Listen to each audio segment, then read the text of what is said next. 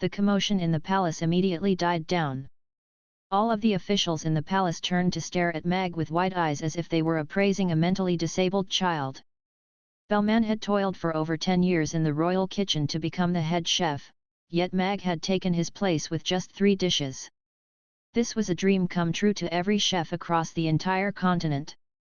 All of the officials had burst into an uproar as the king's decision had come as a complete shock to everyone. Countless chefs would most likely be willing to shave 10 years off their life to become the head chef of the royal kitchen. However, this chef from Chaos City had turned down the king's reward, all because he owned a restaurant in Chaos City. Is he retarded? Some of the officials simply couldn't help but verbally express their exasperated astonishment.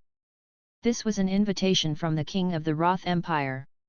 Could it be that he was prioritizing the customers of his restaurant in Chaos City over the king? There was simply no comparison between the two, yet Mag had made a decision that was simply inexplicable to everyone. Abraham almost jumped up from his chair in astonishment. However, his shock stemmed from a different reason compared to everyone else. Holy F***ck. Isn't that the man who was selling roast beef cubes outside Kari's rotisserie yesterday? No wonder he can cook such delicious dishes, it all makes sense now. Abraham took a deep breath to compose himself as he looked at Mag with a complex expression on his face. He had thought that 2 super chefs had appeared in Rodu at the same time, but who would have thought that it was only one chef? Furthermore, he was extremely fortunate to have encountered him again. All of the officials in Josh's faction were getting rather nervous now. They had thought that Mag's dishes would grant the second prince a better chance to inherit the throne, but if Mag's refusal were to enrage the king, then all of his prior efforts would be wasted. Josh was trying to communicate with Mag using his eyes. Even though Mag had stated that he was going to head back to Chaos City following the birthday banquet, never would he have thought that Mag would turn down an offer from the king to become the head chef of the royal kitchen. If he could stay in the royal kitchen and cook for the king every day, it would be a constant reminder to the king of Josh's thoughtful gesture in tracking down this chef. This was a mutually beneficial arrangement for both himself and Mag, but who would have thought that he would refuse? Mag was looking down at the ground as if he were feeling rather fearful, thereby allowing him to completely avoid Josh's urgent gaze. What a joke! There are so many customers waiting for me back at my restaurant, why would I stay here to cook for this old fart with 1 foot in the grave already? He was afraid that he wouldn't be able to repress the urge to poison his dishes and put an end to the king and the 2 princes. As the situation unfolded, Sean's eyes gradually began to light up. He passed his jug of ice water to a nearby female servant and adjusted his robes as a faint smile appeared on his face. You insolent chef! How dare you speak to His Majesty in this manner? Do you know how many people would love to be in the position you're in right now? Yet you're turning down His Majesty's kind reward just because you have a restaurant in Chaos City? Is the royal kitchen less important to you than your restaurant? Are your customers more important than even His Majesty himself? A tall and broad official abruptly rose to his feet as he stabbed an accusatory finger in Mag's direction. Mag didn't even need to think to know that this was one of Sean's lackeys. It clearly wasn't befitting of a prince to aim accusations at Mag himself, so he was getting his henchman to do his dirty work. However, Mag wasn't someone who would allow any barking dog to bite him as they pleased. He turned to the official, and said, I am but an ordinary chef from Chaos City, and I was invited by His Highness, the second prince, to cook for His Highness during his birthday banquet. Prior to coming here, I had requested to be allowed to return to Chaos City within 5 days, a request that His Highness had agreed to. As such, I had even plastered a hiatus slip onto the door of my restaurant before I left, informing my customers that I would be back within 5 days. My restaurant naturally can't compare to the royal kitchen, and most of the customers are commoners, so they certainly aren't worthy to be mentioned in the same breath as His Majesty. However, I am a man who keeps his promises. I've promised my customers that I would return to my restaurant in 5 days, and I refuse to revoke my promise. As such, I have no choice but to turn down His Majesty's kind offer. Mag was a professional at dumping the blame onto others. As soon as he delivered that monologue, all of the officials turned their attention to Josh. If what Mag said was true, then he certainly wasn't at fault. Instead, he was a good and honest restaurant owner who refused to revoke his promises even for greater personal gain. Having been thrust under the limelight, Josh was suddenly beginning to regret the promise he had made to Mag. However, it was too late for regrets now, and he could only muster up his courage as he said, "Father, Chef Mag has indeed discussed this matter with me. Chef Mag treats each and every one of his customers with respect, and he truly is a fantastic chef and restaurant owner. In fact, he was on the Renhe Food Street yesterday." Josh delivered an account of the events that had unfolded outside Carey's rotisserie the day before, depicting Mag as a saintly chef who was willing to stand up for commoners and had a kind and virtuous heart. Of course, none of the officials in the palace appreciated Mag's heroic gesture. On the contrary, they were quite disgruntled by the fact that they would have to dine with commoners from now on. Wow! He challenged the best rotisserie in the city by himself and won? That's so badass! And he's fighting for the commoners. He's such a good and kind man. He's so willful and true to himself as well, he really is the perfect man. This is bad, I'm falling in love with him." All of the young women present were looking at Mag with stars shimmering in their eyes. He was the epitome of a hero in their eyes. In fact, he was even more than that, he was a handsome hero who could cook irresistible food as well. All of them felt as if their hearts were fluttering like hummingbird wings in their chests. "I'm attracting girls without even trying." Mag was feeling rather exasperated as he listened to the praise being directed at him. He was too perfect, so perfect that even he was feeling a little embarrassed. Irina was feeling slightly nervous a moment ago, but she immediately clenched her fists with fury at the sight of the smile that flashed across Mag's face. All men really are trash. It's the utmost honor for any chef to be able to cook for His Majesty. Josh, you were the one who invited Chef Mag to Rodu in the first place, did you not tell him the rules beforehand? He's received the award for best dish of the day, yet he's unwilling to cook in the royal kitchen as he'd rather return to his restaurant in Chaos City. If word of this was to spread, our Roth Empire's reputation would be swept to the ground.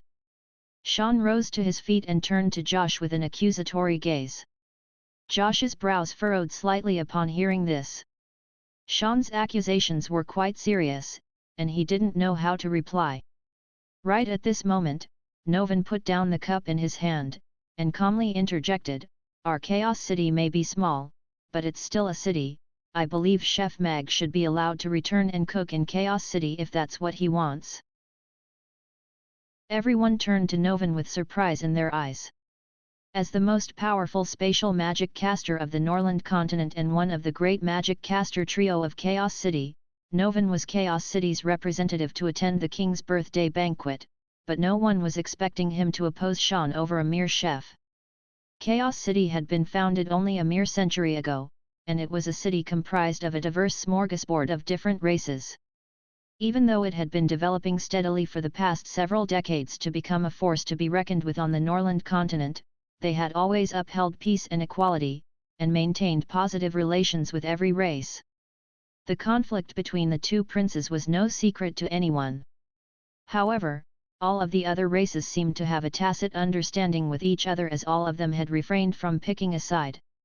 Novan was suddenly speaking out for Mag. So could that mean that Chaos City was siding with Josh? Sean had always been a fan of waging battle against the other races.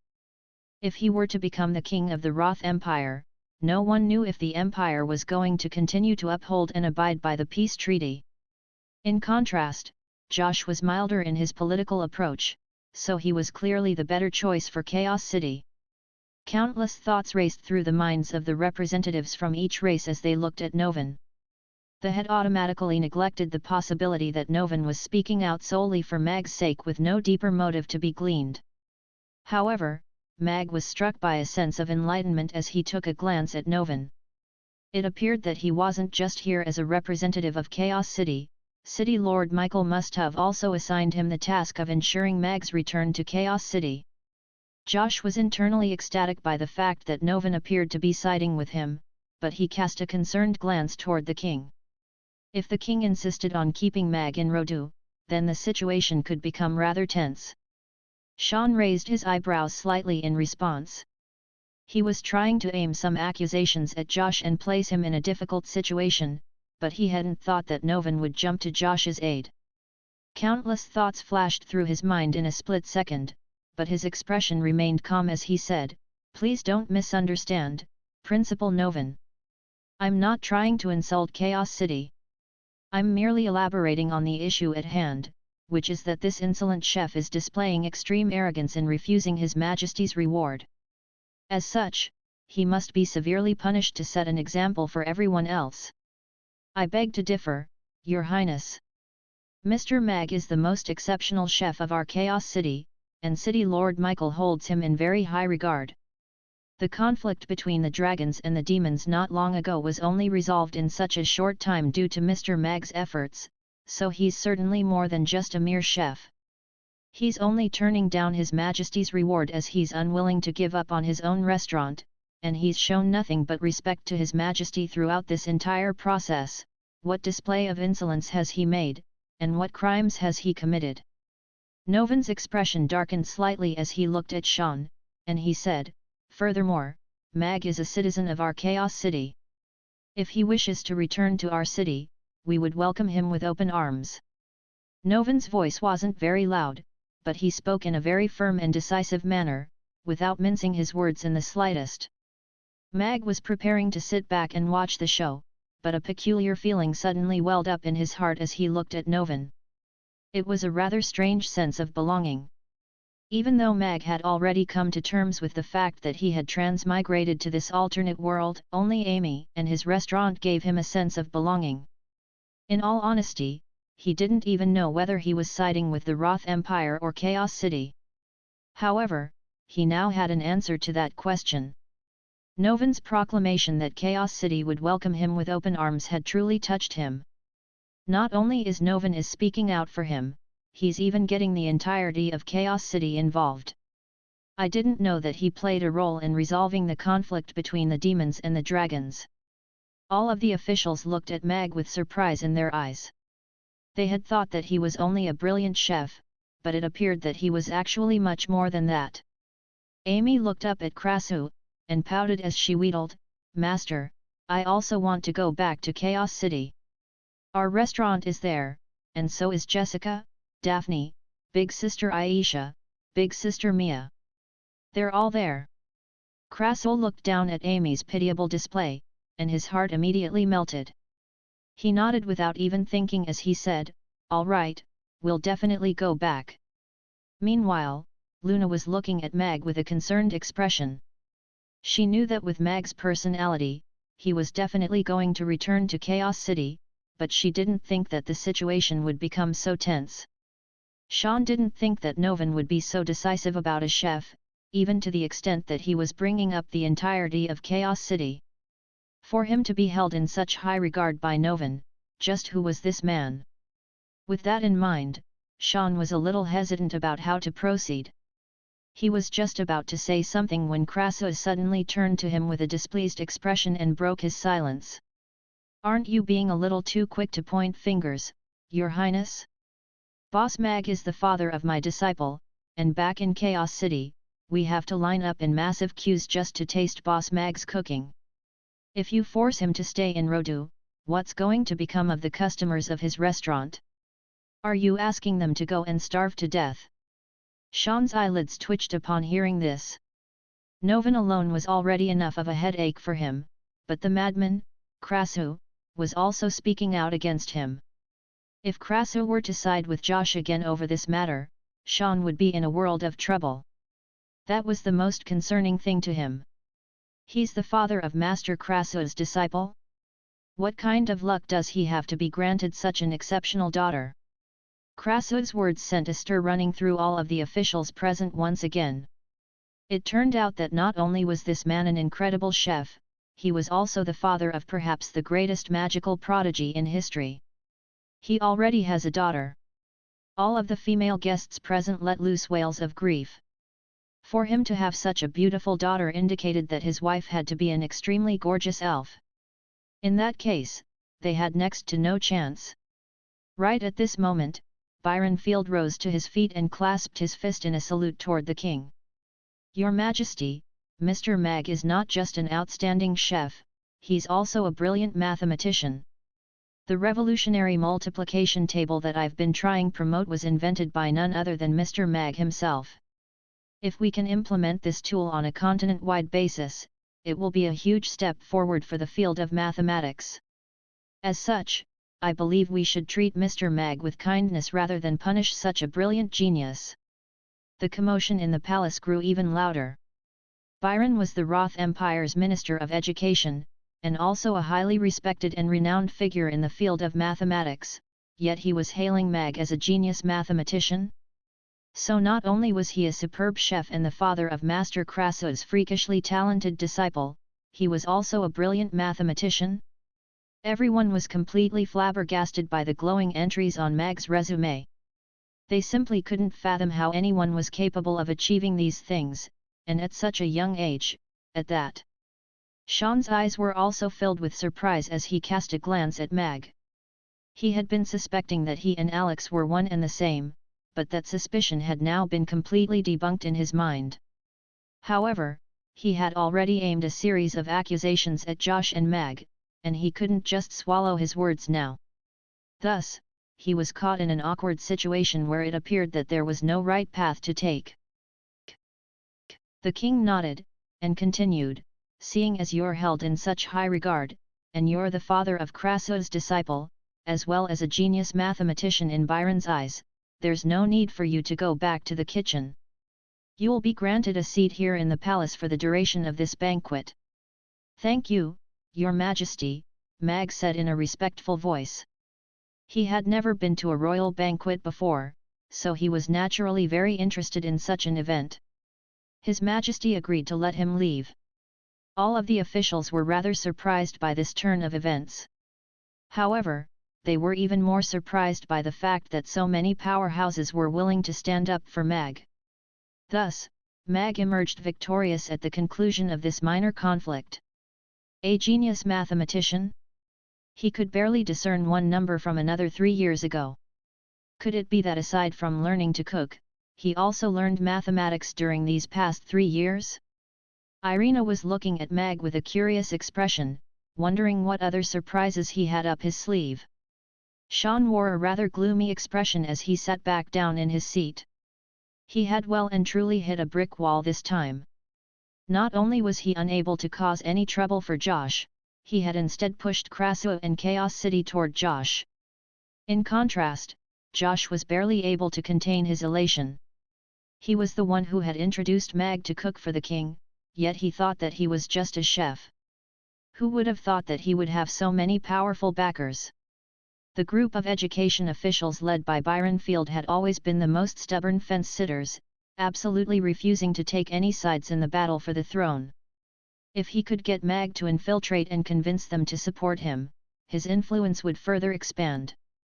Byron sat down, and Luna had already poured him a cup of tea while she wore a gleeful smile on her face. "You're this happy just because I spoke out for him." Byron accepted the cup of tea as he looked at Luna with a rather resigned expression. "Mr. Mag is a man who loves freedom, so Chaos City is more suitable for him. Of course I'm happy that you decided to speak out for him, Grandpa," Luna replied with a nod and a smile. "I don't think that's all there is to it." Byron took a sip of tea as a meaningful look appeared on his face. Mag cupped his fist in a salute toward Byron before making his way over to Amy and the others. By then, a servant had already prepared a chair for him beside Crassus. Right after Mag sat down, he immediately turned to the 2 great magic casters, and said, "Thank you for speaking out for me, Principal Novan, Master Crassus." Novan looked at Mag and shook his head as he said, "I should be the one thanking you for being willing to return to Chaos City. There's no need to be so polite with me, Boss Mag." Crassus waved a nonchalant hand in response. "Father!" Amy leaped into Mag's arms with an elated expression. Even though they had only been apart for several hours, she still missed him deeply. Good girl. Mag settled Amy on his leg as he patted her head with a smile. He took a glance at Irina before abruptly turning his gaze away at the sight of the slightly threatening look in her eyes. She really was a rather scary woman. The intimate interaction between the father and daughter duo drew many an envious gaze from the nearby guests. It was every man's dream to have such an adorable yet prodigious daughter, and it was every woman's dream to be sitting on Mag's leg as Amy was doing. Amy cupped her hand against Mag's ear, and whispered, "Father, I think big sister Irina has already fallen in love with you." Mag faltered slightly upon hearing this. She looked super happy when she was eating your 3 dishes, so she must have already fallen in love with you. No woman can resist your food, Amy analyzed in a serious manner. Mag couldn't help but chuckle as he gently flicked Amy's forehead. She really did dare to speak her mind.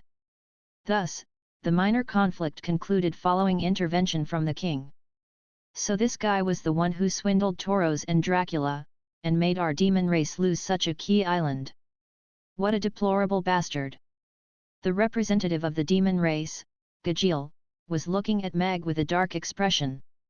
The conflict between the two races several months ago had ended in a peaceful manner, so all of those demon race warriors had died for nothing. Could it be that he's the miraculous chef that Jinx was talking about? In contrast, giant golden dragon Bruno was looking at Mag with an intrigued expression. He nodded as he thought to himself, Jinx really wasn't lying, his food really is extremely delicious. It's just that the samples are a little too small. Mag was also surreptitiously sizing up the people within the palace. There wasn't much to say about Josh and Sean, his 4 times spicy grilled fish was just the beginning to the revenge that he was going to serve up. He had also met Richard the day before, and the latter was currently glaring at him with an expression that suggested he wanted nothing better than to kill him. The orcs, demons, forest trolls, dwarves, goblins, elves, and giant dragons had all sent important representatives to attend the birthday banquet. Mag's gaze settled momentarily on a burly man in a suit of golden armor with a golden scaled dragon tail trailing onto the ground behind him. This tail presented quite a familiar sight to him. It was the same as the tail that would sprout from Mia's body after eating Rugiemo. Could it be that Mia really is a half-dragon with the bloodline of a giant golden dragon? Mag thought to himself with a hint of surprise in his heart. As he did so, he committed this golden dragon's appearance to memory. If Mia wanted to go to the Dragon Islands to find her father, perhaps he would be able to speak to this golden dragon representative to have that arranged. Of course, if he had already recovered to the heights of his powers by that time, then he wouldn't mind handing a brutal beating to that irresponsible golden dragon who had left his daughter and wife behind. His Majesty's birthday is a grand occasion celebrated by the entire nation, with guests coming from all corners of the continent to attend this birthday banquet. Now, it's time for our guests to offer their birthday presents to His Majesty. A loud announcement rang out from the main attendant in the palace. Everyone immediately fell silent as they turned their attention to Josh and Sean. The presents offered by everyone else were rather inconsequential, but the presents offered by the 2 princes were a competition in itself. Hurry up, idiot! If we get there too late, then our preparations would go to waste. Sean was just about to rise to his feet when an urgent voice sounded from outside the palace. His Highness, Yuri, is here. As soon as the announcement rang out from outside the palace, a thin and frail young man with a head that was about twice as big as that of a normal man his size came rushing in from outside. There was sweat dripping down his face, and as he ran, he urgently yelled, "I'm here to offer Father a birthday present. I'm not too late, am I?" Everyone in the palace turned to Yuri in unison with surprise etched on their faces. Wasn't His Highness in attendance this entire time? I'm not sure, I don't recall seeing him, though. As expected of the most forgettable prince. Most importantly, even His Majesty didn't seem to have noticed his absence. All of the officials wore rather peculiar expressions, with hints of ridicule in their eyes. The first and second princes each had their strengths, and they had always been evenly matched in the past few years, maintaining a fine balance, so no one knew who would inherit the throne in the end. In contrast, the third prince, Yuri, was only becoming more and more forgettable. As a prince of royal blood, he was obsessed with a lowly craft like carpentry. No official was going to be willing to serve a prince like him. Aside from his abnormally large head, there was nothing about him that was noteworthy at all, and even Josh and Sean couldn't be bothered to pay any heed to him anymore. In their eyes, recruiting a trusted servant of the king was more worthwhile than recruiting a completely forgettable prince to their side. Amy's eyes lit up as she murmured, "It's a running mushroom head." Mag had to repress his laughter upon hearing that. Now that she mentioned it, he really did look like a mushroom in motion. However, where was he before this? He wasn't even here for the entire duration of the banquet up to this point. Mag was struck by a sense of sympathy for Yuri as he heard the derogatory comments the officials were throwing at him in hushed tones, but his amusement at Yuri's appearance outweighed his sympathy in the end. However, it was just as the officials had said, without Yuri, this battle between the two princes was very intense and exciting. With Yuri here, perhaps he was acting as comic relief? Mag was even a little worried that this third prince would step forward and offer a wooden carving to the king as a birthday present. Mag wouldn't be surprised in the slightest to see that happen. The king was slightly surprised as he looked at the panting Yuri, and his brows furrowed as he asked, "Where were you, Yuri? And why are you in such a hurry?" "Father, I was busy preparing your birthday present. Those idiots were too slow, so I ended up getting here too late." Yuri looked around at everyone in the palace before heaving a sigh of relief as he smiled, and said, "But it doesn't look like I'm too late, after all. They haven't offered their presents yet, right? In that case, I'm not too late." At the sight of the smile on Yuri's face, the hint of displeasure in the king's heart disappeared. Instead, he became rather sympathetic toward his often overlooked son, and he nodded as he said, "Take a seat." "Thank you, father." Yuri nodded with a smile before looking around, only to find that there was no place for him to sit. Even the servants had forgotten about his existence and neglected to prepare a seat for him. The servant off to the side hurriedly picked up a chair, but didn't know where to put it. The third prince was a royal of direct lineal descent, but it was quite a predicament for them to figure out where to place the seat. "Little mushroom head, come over and sit with me," Irina offered with a smile. A reluctant look appeared on Yuri's face as he stole a glance at Mag and Amy, looking as if he wanted to run away. Irina's smile gradually cooled. "Sure." Yuri shuddered before reluctantly making his way over to Irina with a smile that was more hideous than a grimace. The servant hurriedly placed the chair down beside Irina before finally heaving a sigh of relief. Mag nodded in approval as he looked on from his seat. Indeed, there was no seat more suitable for Yuri than one that was next to Irina. Irina's seat was below Josh's, so the third prince, Yuri, should be sitting there anyway. At the very least, he wouldn't have to sit in some awkward position now. Yuri took a seat beside Irina, looking as if he were striding toward his personal execution. He shuffled his chair away from Irina slightly as he wore a forced, nervous smile on his face. "Little mushroom head, looks like your head grew again in the past 3 years." Irina scooted closer to him as she inspected his head with a curious expression, and remarked, "Everyone else grows taller in every part of their body, but in your case, it looks like only your head is growing." Yuri ducked away from the evil hands that were reaching for his head. Irina was a childhood trauma of his. He even had a feeling that his head had only grown to its current absurd size because she wouldn't stop rubbing it when he was younger. Princess Irina had once lived in the royal palace for a while, and she showed a keen interest in his head when he was at a young age. If it weren't for the fact that she was General Alex's lover, he definitely wouldn't have allowed her to ravage his head like that. Of course, he couldn't resist even if he wanted to. Aside from his carpentry hobby, Yuri also had a dream to become a knight, and his idol was none other than General Alex. However, before he could even begin to pursue that dream, Alex passed away. That was undoubtedly a lethal blow to his aspirations, and from that day forth, he focused his attention solely on carpentry. Irina hesitated momentarily before withdrawing her hands. She couldn't help but want to rub Yuri's big head every time she saw it. She wasn't doing it with any malicious intent, she simply wanted to rub it. After receiving a silent instruction from the king, the servant again declared, "The present ceremony shall continue. His Highness, the first prince, will be the first one to offer his present." Another servant quickly made his way into the palace with a long platter that was covered by a red cloth.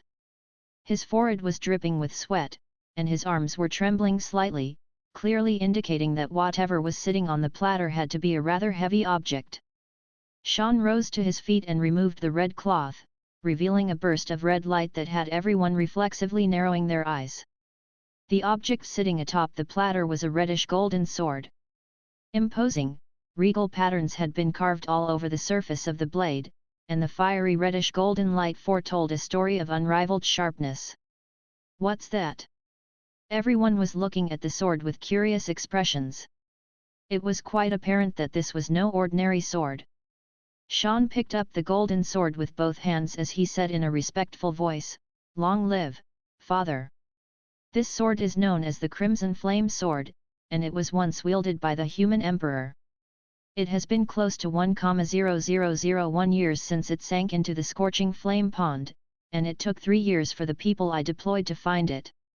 Now, it will return to the human emperor once again. One next chapter makes it clear it should be 100 instead, or that there was more than one giant war between all, or just many, races. Sean's words immediately created a massive stir within the palace. The human emperor was the monarch of the human race during the war among species. Right when the human race was on the verge of being wiped out, he led the human army into battle and ensured the survival of the entire race. Furthermore, during the several decades in which he ruled, the human race continued to grow stronger until it was a force to be reckoned with even in the context of the entire Norland continent. It was exactly because of this that he was revered as the human emperor, and his sword was an extremely renowned one that had even slain giant dragons in the past. Following his death, it was said that his crimson flame sword had been lost in the scorching flame pond. Countless people had ventured into the pond at the risk of their lives, but none of them had been able to find this legendary sword. All of the past kings of the human race wanted to find this sword, but no one was able to succeed. However, it had been found by Sean, and was being offered to the king as a birthday present. This was indeed quite a monumental offering. All of the representatives of the different races wore rather strained expressions. At the sight of this sword, many of them were reminded of the human emperor. If it weren't for him, the humans would be easy prey for them right now. The Crimson Flame Sword. The king's eyes also lit up as he slowly rose to his feet. He accepted the sword from Sean, and a hint of color appeared on his wizened cheeks, making him appear as if he had suddenly become many years younger. He had once fought on the borders of the kingdom before. He didn't think that he would be able to obtain this Crimson Flame Sword at such an old age. A warm sensation flowed relentlessly into his body from the hilt of the sword as if he was holding a ball of fire rather than a sword. He was even struck by the impulse to challenge someone to a battle. All kings wanted to become the next human emperor. In the past several decades, the most flattering compliments to him were when he was being compared to the human emperor. Now, the human emperor's sword was in his hand, the human race was as powerful as ever, and representatives from all races had to attend his birthday. A sense of pride and exhilaration suddenly welled up in Andrei's heart. He held the sword and inspected it for a long while before turning to Sean as he praised, "This is a fantastic sword. I'm glad you like it, Father." A hint of elation flashed in Sean's eyes as he accepted the sword and placed it back onto the platter before sitting down again. From the king's reaction, it appeared that this was the perfect present, and it was worth all the time and effort he had expended searching for it. All of the officials from Sean's faction naturally took this opportunity to shower Sean with praise, trying to present him as a model son as well as a man with ambition and drive. Mag was also looking at the Crimson Flame Sword. If it had indeed been in the scorching flame pond, which was entirely filled with lava, for close to 1,000 years without even changing shape, then it really was an extraordinary sword.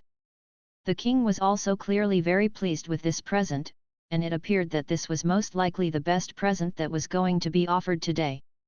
"Nice one, brother." Yuri clapped his hands with an expression of awe on his face, but he quickly adopted a confident look as he said, "But even the crimson flame sword isn't as good as my present." "What present did you prepare, mushroom head?" Irina asked with a curious expression. "It's a secret." Yuri shook his head and refused to say anything. "You sure have a lot of secrets, you little brat." A dangerous look flashed in Irina's eyes. "I'm only keeping it a secret so it'll be a surprise." Yuri's self-preservation instincts were blaring. Irina withdrew her hand as she nodded, and said, "All right, but if it's not fun, you know what's waiting for you." "It's fun for sure." Yuri was full of confidence. Josh's expression was rather strained. He had been searching for the crimson flame sword as well, but was unable to find it. Never had he thought that Sean would secure it before him. He had thought that Mag's spectacular display was guaranteed to make him the star of the show, but he wasn't that confident anymore. After the crimson flame sword was taken away by the servant, another loud announcement immediately followed. "His Highness, the second prince, will now be offering his present." Josh rose to his feet, and another servant holding a platter covered by a red cloth strode into the palace. "What kind of treasure will His Highness offer?" His Highness, the first prince, already set the bar very high with the crimson flame sword.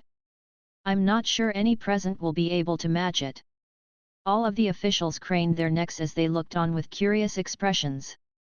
Josh removed the red cloth, and a faint silver light radiated from the platter.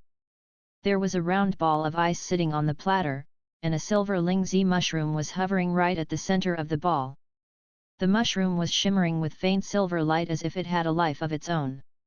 "Father, this is the 10,000-year snow lingzi mushroom that I sent people to source from the glacial lands of the north.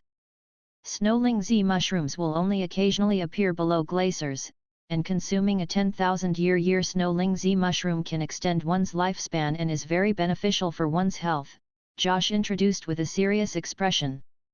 Normal snow lingzi mushrooms were already extremely valuable items, able to clear out countless toxins from one's body following consumption, thereby enhancing one's health and extending their lifespan. In contrast, a 10,000-year snow lingzi mushroom was simply unheard of, and it was surely a priceless treasure. All of the officials' eyes lit up upon seeing this. Most of the officials here were over 50 years of age, and who wouldn't want to live a few more years?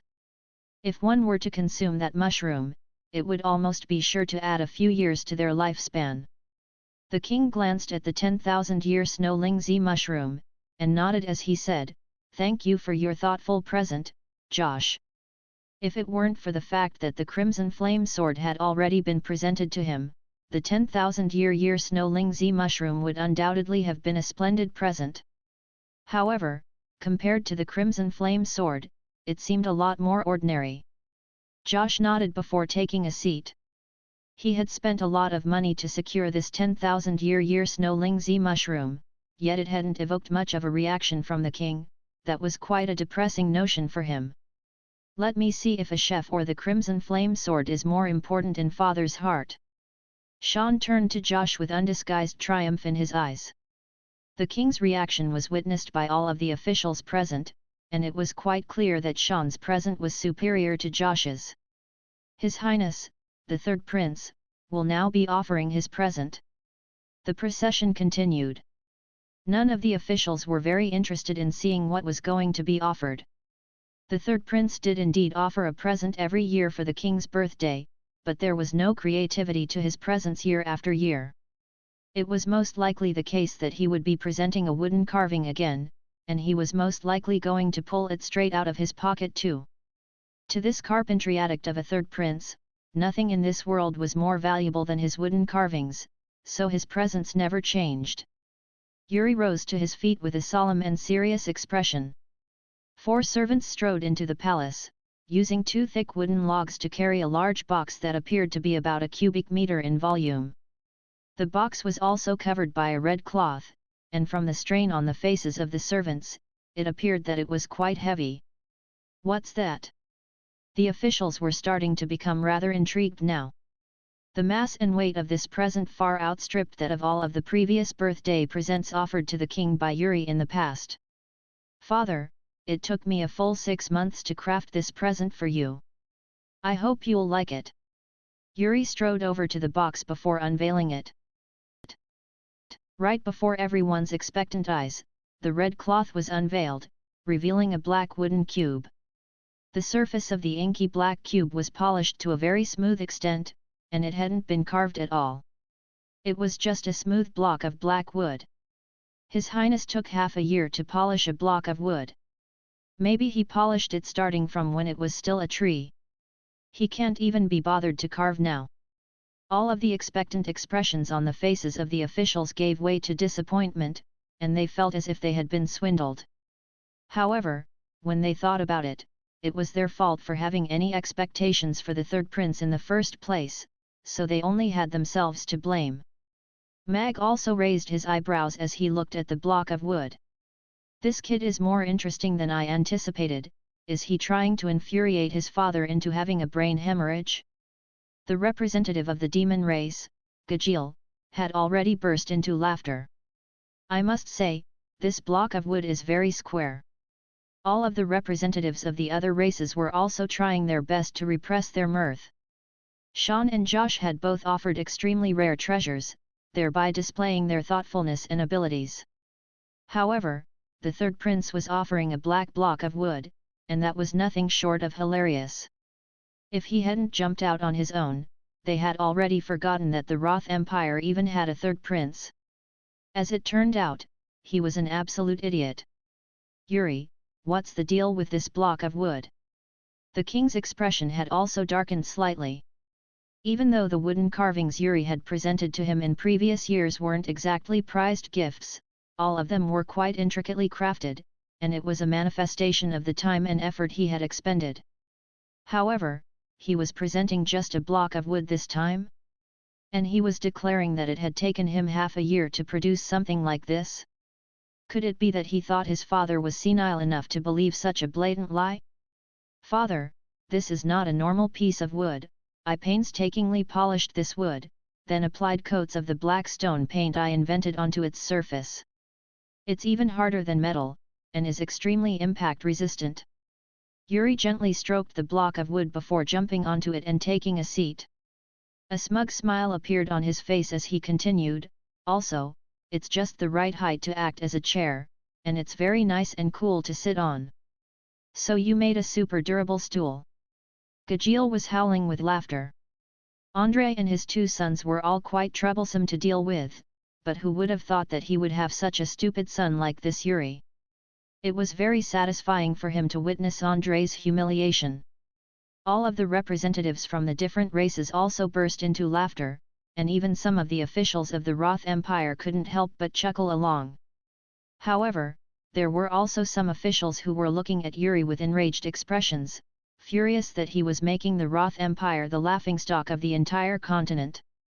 "Yuri, you..." The king's mustache was trembling with rage. He had even made up his mind that he was going to forbid Yuri from participating in any royal events from this day forth. "Looks like he's exactly the same as he was 3 years ago." Irina shook his head with a faint sigh. "Father, why is Mushroom Head giving his father a piece of wood?" Amy asked with a curious expression. Mag thought about this question for a long while before replying, "Probably because he's stupid." Josh hurriedly rose to his feet to try and play the good guy as he said, "Yuri is still young, so it's inevitable that he'll do something foolish from time to time. Please don't be angry at him, Father." Sean glanced at Josh before also standing up as he chimed in, "Father, Yuri is still young and hasn't read many books, nor seen much of the world, so please forgive him." The king's fury abated slightly as he looked at his 2 sons. "Big brother, you're the one who hasn't read many books." "I read 5 books a day," and I'm already in the process of reading all of the books in the royal library for the second time. Yuri retorted with an indignant look. The king's expression darkened once again. Sean also raised his eyebrows in response. He was only trying speaking out for Yuri, seeing as Josh had done so, but who would have thought that Yuri would dare to insult him in response? What an ungrateful little brat! Using this thing as a stool is its most basic function. Yuri seemed to be completely oblivious to the ridicule and rage on everyone's faces as he pressed a hand down onto the corner of the wooden block and smiled as he said, "This is its most impressive function." Crack! Crack! Crack! Following a string of loud cracks, the seemingly seamless block of wood suddenly split up into countless segments, climbing up Yuri's body from his feet, instantly encapsulating him to form a wooden exoskeleton. Yuri had just been sitting on the block of wood a moment ago, yet he had become a black giant over 2 meters tall in the blink of an eye. The inky black body and the silver suit of armor combined to create a sense of intimidation. The entire palace abruptly fell silent as everyone stared at the wooden giant with eyes that were wide with astonishment. A seemingly ordinary block of wood had transformed into a giant in the blink of an eye. Could this be magic? But the third prince wasn't a magic caster. This present that the third prince was offering was indeed quite extraordinary. It was far better than his usual wooden carvings. But why did this wooden giant look so familiar? "Isn't that General Alex?" a military official exclaimed with an excited expression. "It really is General Alex." The entire palace burst into a loud commotion again. "Alex!" A cold light flashed through Josh's eyes as he looked at the wooden giant. This was a face that he didn't ever want to see again. Sean's expression was also rather cold as he looked at Yuri. What a clueless bastard! Irina was slightly entranced by the sight of the wooden giant. She then turned her gaze toward Mag and pouted slightly. "He looks nothing like that now." Meanwhile, Mag himself was also carefully appraising the wooden giant.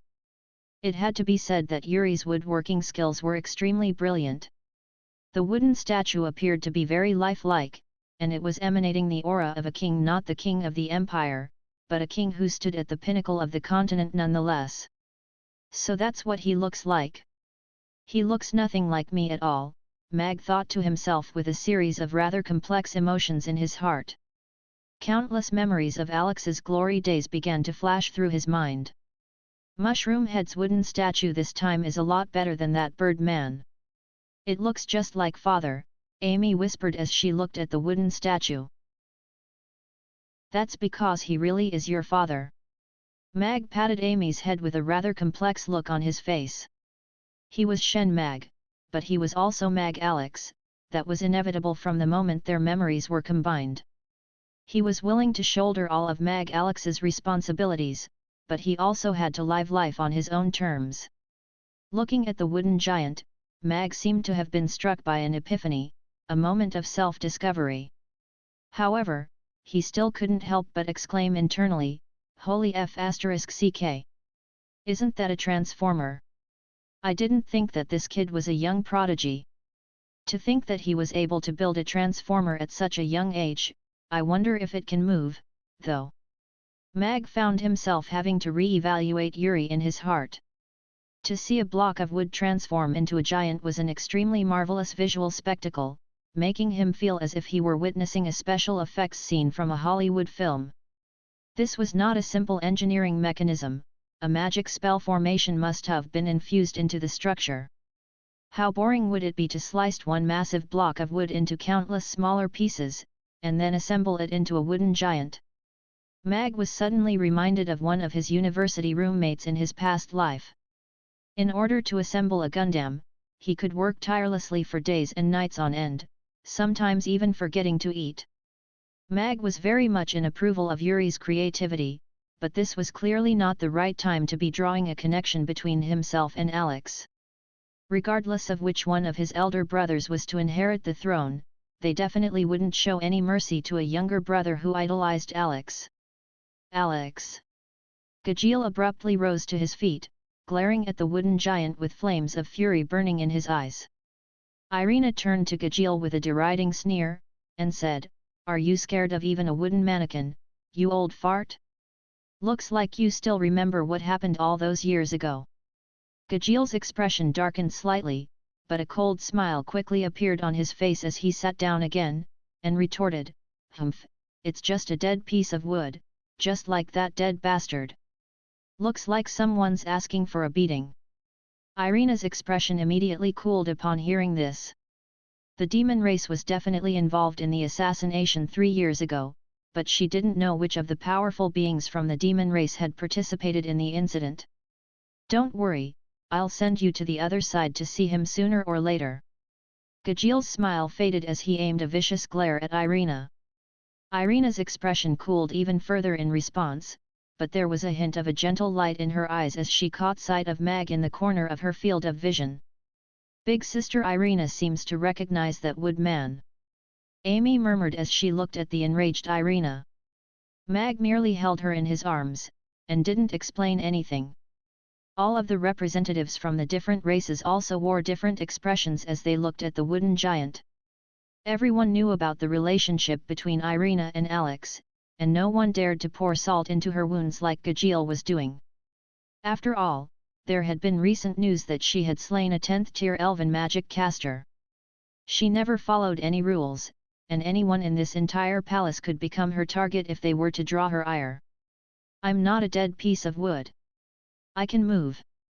Yuri's indignant voice sounded from within the wooden giant, following which the structure raised its heavy right foot, and then its left foot. Even though it looked a little maladroit, it was indeed capable of movement. He must have used a magic inner core to control this thing. If it can perform in battle, then it really would be a Gundam. Mag was flabbergasted by the sight of the moving wooden giant. Even though it had only just completed a sequence of extremely simple movements, this was still a monumental step in the world of automatons, and Yuri was still only 15 years old. He was a genius pioneer. Yuri's rather clumsy movements were quite amusing to many of the guests present. General Alex was the hero of the Empire, and the entire nation had been plunged into grief in the wake of his death 3 years ago. Yuri's brilliant craftsmanship made it appear as if General Alex had returned to life, and there was certainly no one denouncing him to be an idiot anymore. "Alex." The king was looking at the wooden giant with a rather complex expression. Right at this moment, a military official rose to his feet, and exclaimed, "Your Majesty, I believe it's inappropriate for His Highness to make his wooden statue resemble General Alex. How could he make fun of our empire's greatest hero like this?"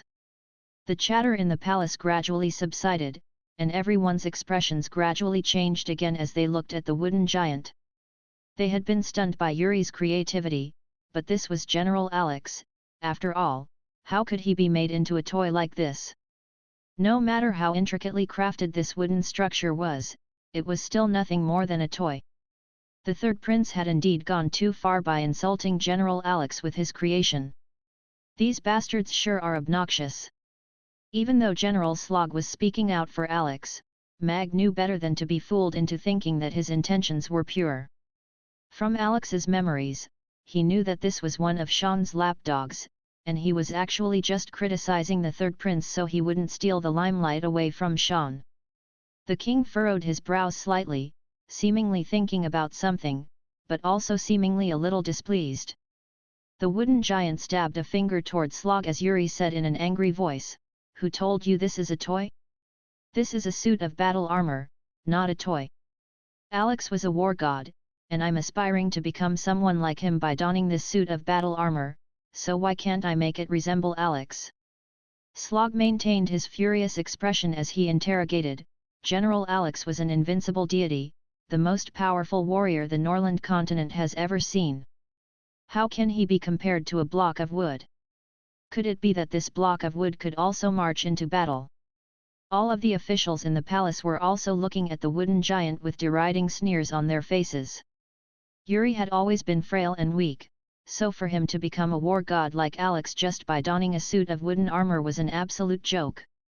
This wooden giant looked like it would even have trouble walking, let alone engaging anyone in battle.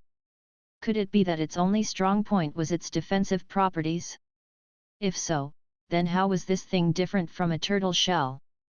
A deriding sneer appeared on Sean's face. A brother like this didn't even have the right to be viewed by him as a worthy competitor. Is it fun to bully children like this? Mag furrowed his brows as he looked on from his seat. These people really were abhorrently despicable. Just as everyone thought that Yuri would bow to these insults, the wooden giant pointed a finger directly at Slog, and he said in a cold voice, do you dare to battle me? The entire palace suddenly fell deathly silent. Everyone looked at the wooden giant with wide eyes, and for a split second, they were struck by the illusion that the invincible war god was back. However, the one inside the wooden giant was Yuri, not Alex, so what gave him the courage to challenge Slog? Wasn't he just asking for a beating? Slog himself also faltered slightly upon seeing this. In all honesty, he had almost fallen to his knees when the wooden giant extended a challenge toward him. However, he quickly returned to his senses, and reiterated to himself that Alex was already dead, and the one inside the wooden giant was only the frail and useless Yuri. Flames of fury were ignited in Slog's heart. Even though he wasn't a high-ranking official, nor was he very powerful, if he didn't even dare to accept a challenge from Yuri, then he would become everyone's laughingstock. In that case, he could essentially kiss his political career goodbye. Slog turned to the king and cupped his fist in a respectful salute as he said, "Your Majesty, seeing as His Highness insists on challenging me to a battle, I would like to secure your approval to arrange a sparring match. No weapons will be used, and the battle will conclude before things get out of hand." Everyone turned their attention to the king. Even though Slog had accepted the third prince's challenge, it was up to the king to decide whether this battle would eventuate. No matter how forgettable of a figure Yuri was, he was still the third prince, and he represented the face of royalty. After bringing out a wooden block as a birthday present for the king, he had drawn much ridicule, but he had since proved all of his doubters wrong by a demonstration of the wooden block's abilities. However, if he were to lose in a battle against Slog, the royal family would be embarrassed once again. Amy looked at the wooden giant with a curious expression as she murmured to herself, "Even Mushroom Head can fight? But the Birdman he made earlier couldn't even fly, how can he beat anyone in a fight? Could it be that this really is a Gundam?" Mag also wore a curious expression. Even though Yuri was still quite young, he didn't appear to be stupid enough to do something that would only bring ridicule to himself. "I've seen little Mushroom Head trip over his own feet before, but he's challenging someone to a battle now? How interesting." Irina was also quite intrigued by this turn of events. In any case, Yuri was the third prince, so there was no way that Slog would actually dare to injure him. That would be a crime worthy of a severe punishment. Yuri withdrew his extended finger before turning to the king as he requested in a firm voice, "Father, please allow me to battle him." The king was looking at the wooden giant with a rather surprised expression. In his mind, Yuri had always been rather frail and lackadaisical, but who would have thought that he'd have such a courageous side to himself? After a brief silence, he nodded, and said, "I'll approve of this battle." The servants nearby quickly cleared out a large space at the center of the palace, while all of the officials burst into spirited discussion. "General Slog is a fifth-tier knight, is His Highness really going to battle him? His Highness isn't a knight, nor is he a magic caster. Is he trying to exhaust General Slog to death with that suit of armor? When you put it like that, it could be possible. Sigh. If His Highness could work even half as hard as his elder brothers and not be obsessed with these useless activities, he wouldn't be in his current situation." Everyone was generally quite skeptical of Yuri's decision to challenge Slog, thinking that he had only done so in the heat of the moment. No one was of the opinion that this suit of so-called battle armor would actually let him win this battle. A large space was quickly cleared out, and the two combatants faced off against each other. The tall and broad Slog was only able to reach up to the wooden giant's neck, and the flames of his fury were fanned even further by the fact that he had to tilt his head back to look up at his opponent. He wanted nothing better than to ram his fist into the face of the wooden giant, and crush it beneath his feet. "Please get ready, Your Highness, Master Slog. Also, remember to stop before either side gets injured," a servant yelled from the sidelines. The chatter within the palace gradually subsided as everyone stared at the two combatants with intense focus. They had no doubts about the final result of the battle, they were merely interested in how many seconds Yuri could last. Slog twisted his neck from side to side, cracking his joints in the process as he glared at Yuri like an enraged bull. He had already decided that he was going to take down Yuri in just a single attack. "Be careful, Your Highness!" Slog roared before charging toward Yuri like a wild horse. Yuri was the third prince, and no matter how angry Slog was, he still had the presence of mind to know that he couldn't injure Yuri in this palace no matter what. However, he had done all this so he could stand out in front of Shan, and he was a military official as well, so he naturally couldn't show any weakness. As for Yuri, he was just a useless prince anyway, so there was no need to take his dignity and thoughts into consideration. The rapidly advancing Slog created a stark contrast with Yuri, who was rooted to the spot like a wooden pillar. It appeared that this battle would be over in a matter of seconds. Gajeel wore an eager expression of ridicule on his face. It was hilarious to him that the third prince was about to be defeated by a lowly military official of his own Roth Empire, and it was a bonus that he was going to be beaten while bearing a strong resemblance to Alex. It was almost as if Alex himself was the one being defeated here, and that was a very satisfying notion to Gajeel. "Go, Mushroom Head! Go!" Amy was cheering Yuri on in a quiet voice. She wore a nervous expression of intense focus on her little face, which was actually quite adorable to behold. Slog extended his right hand toward the neck of the wooden giant, preparing to catch Yuri in a chokehold before throwing him to the ground to put an end to this sparring match. Veins were bulging along the entire length of his bulky and powerful arm. The power of a fifth-tier knight could almost rival that of an ironhide bull, so it was naturally a simple matter for him to take down a stationary wooden statue. A hint of a sinister smile appeared on Slog's face. Alex was someone whom he could only look up to, and even though this was only a wooden statue of him, the notion of being able to defeat him was still quite an exciting one. He could already see himself catching Alex in a stranglehold before throwing him violently to the ground.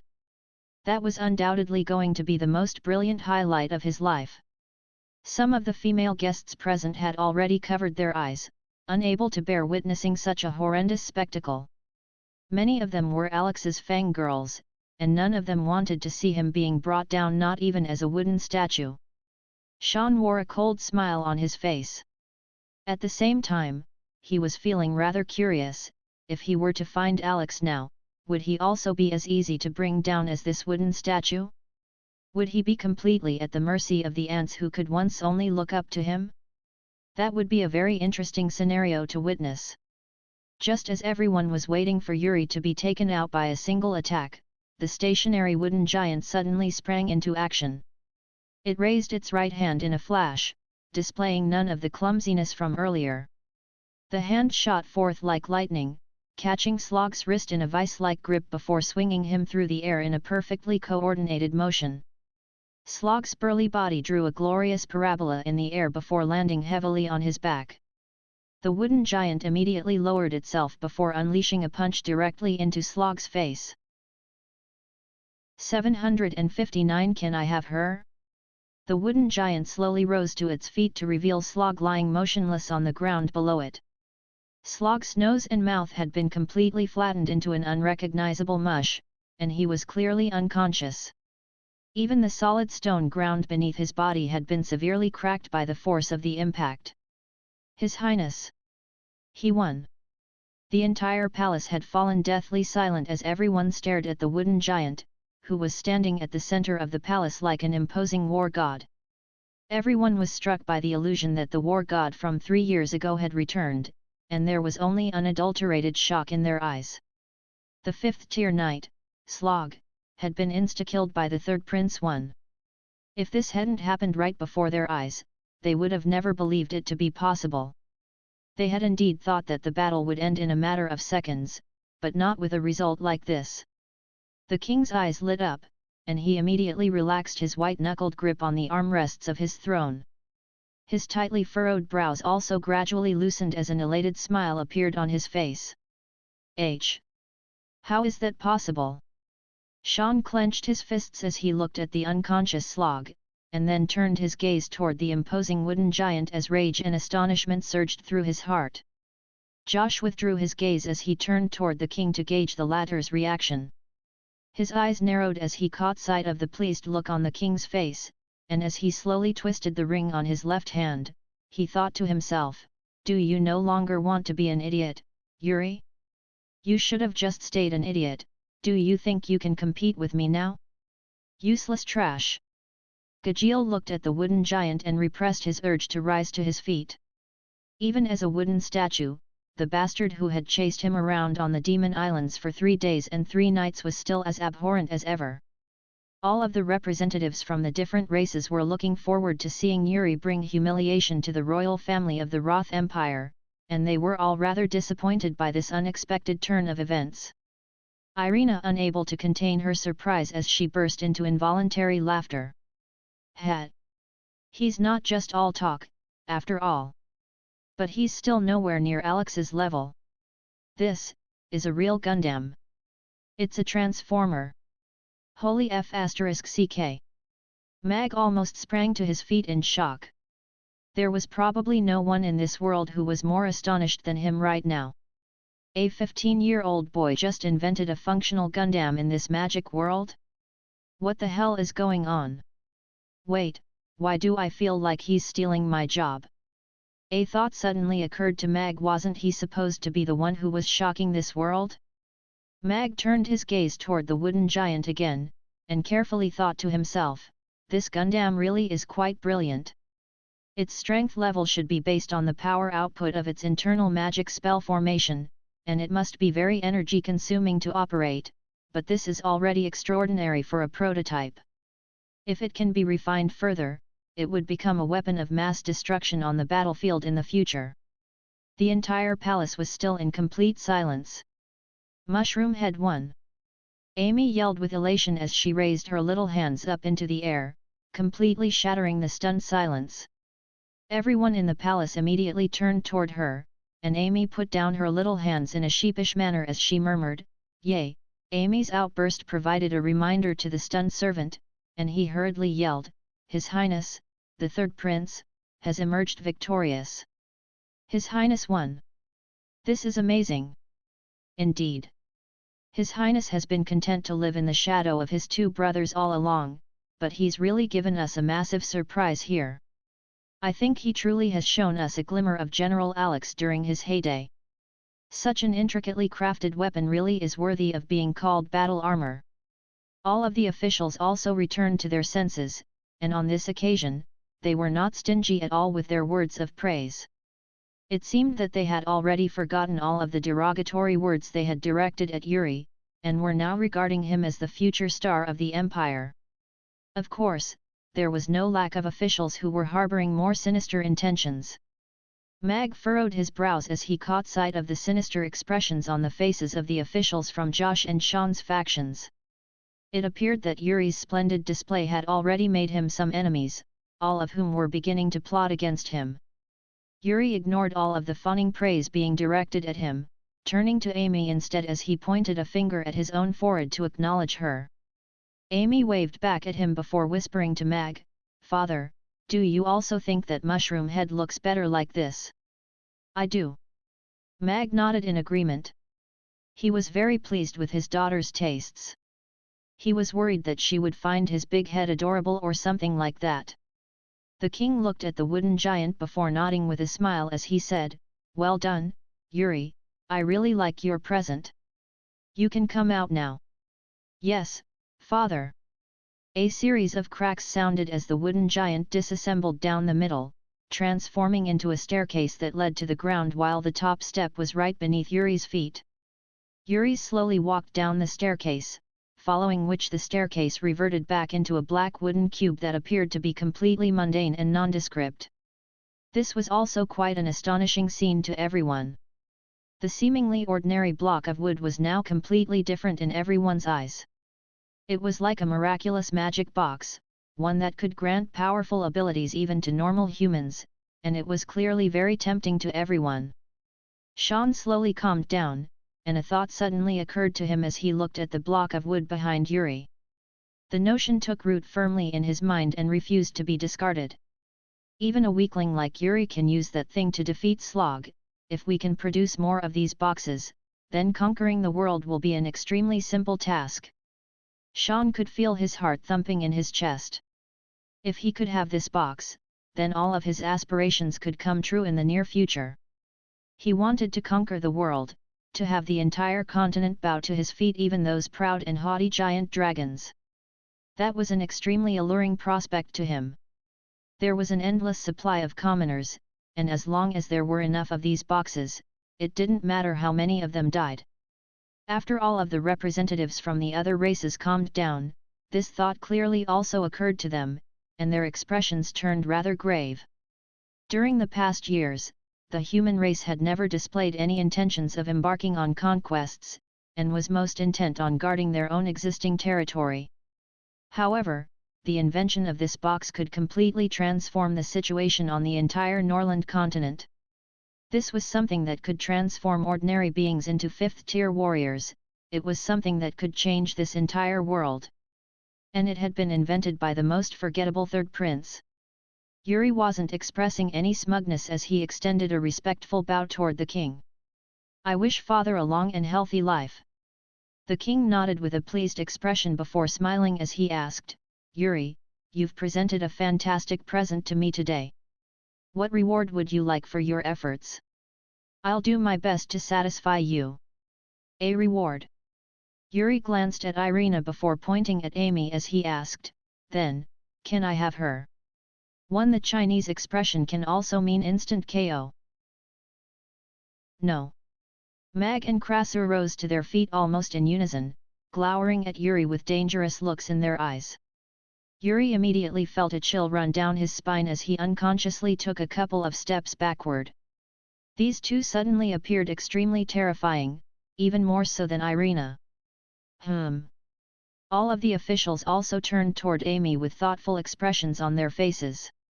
Even though she was very young, her aptitude simply defied the natural order, and barring any accidents, she was definitely going to become one of the most powerful beings on the Norland continent in the future. Furthermore, her adorable features suggested that she was almost definitely going to grow up to become an exquisite beauty. The third prince didn't appear to be very bright the majority of the time, but he was suddenly making a very intelligent investment. However, she was still just a half-elf, and the biggest issue here was whether the king would allow the third prince to marry a half-elf.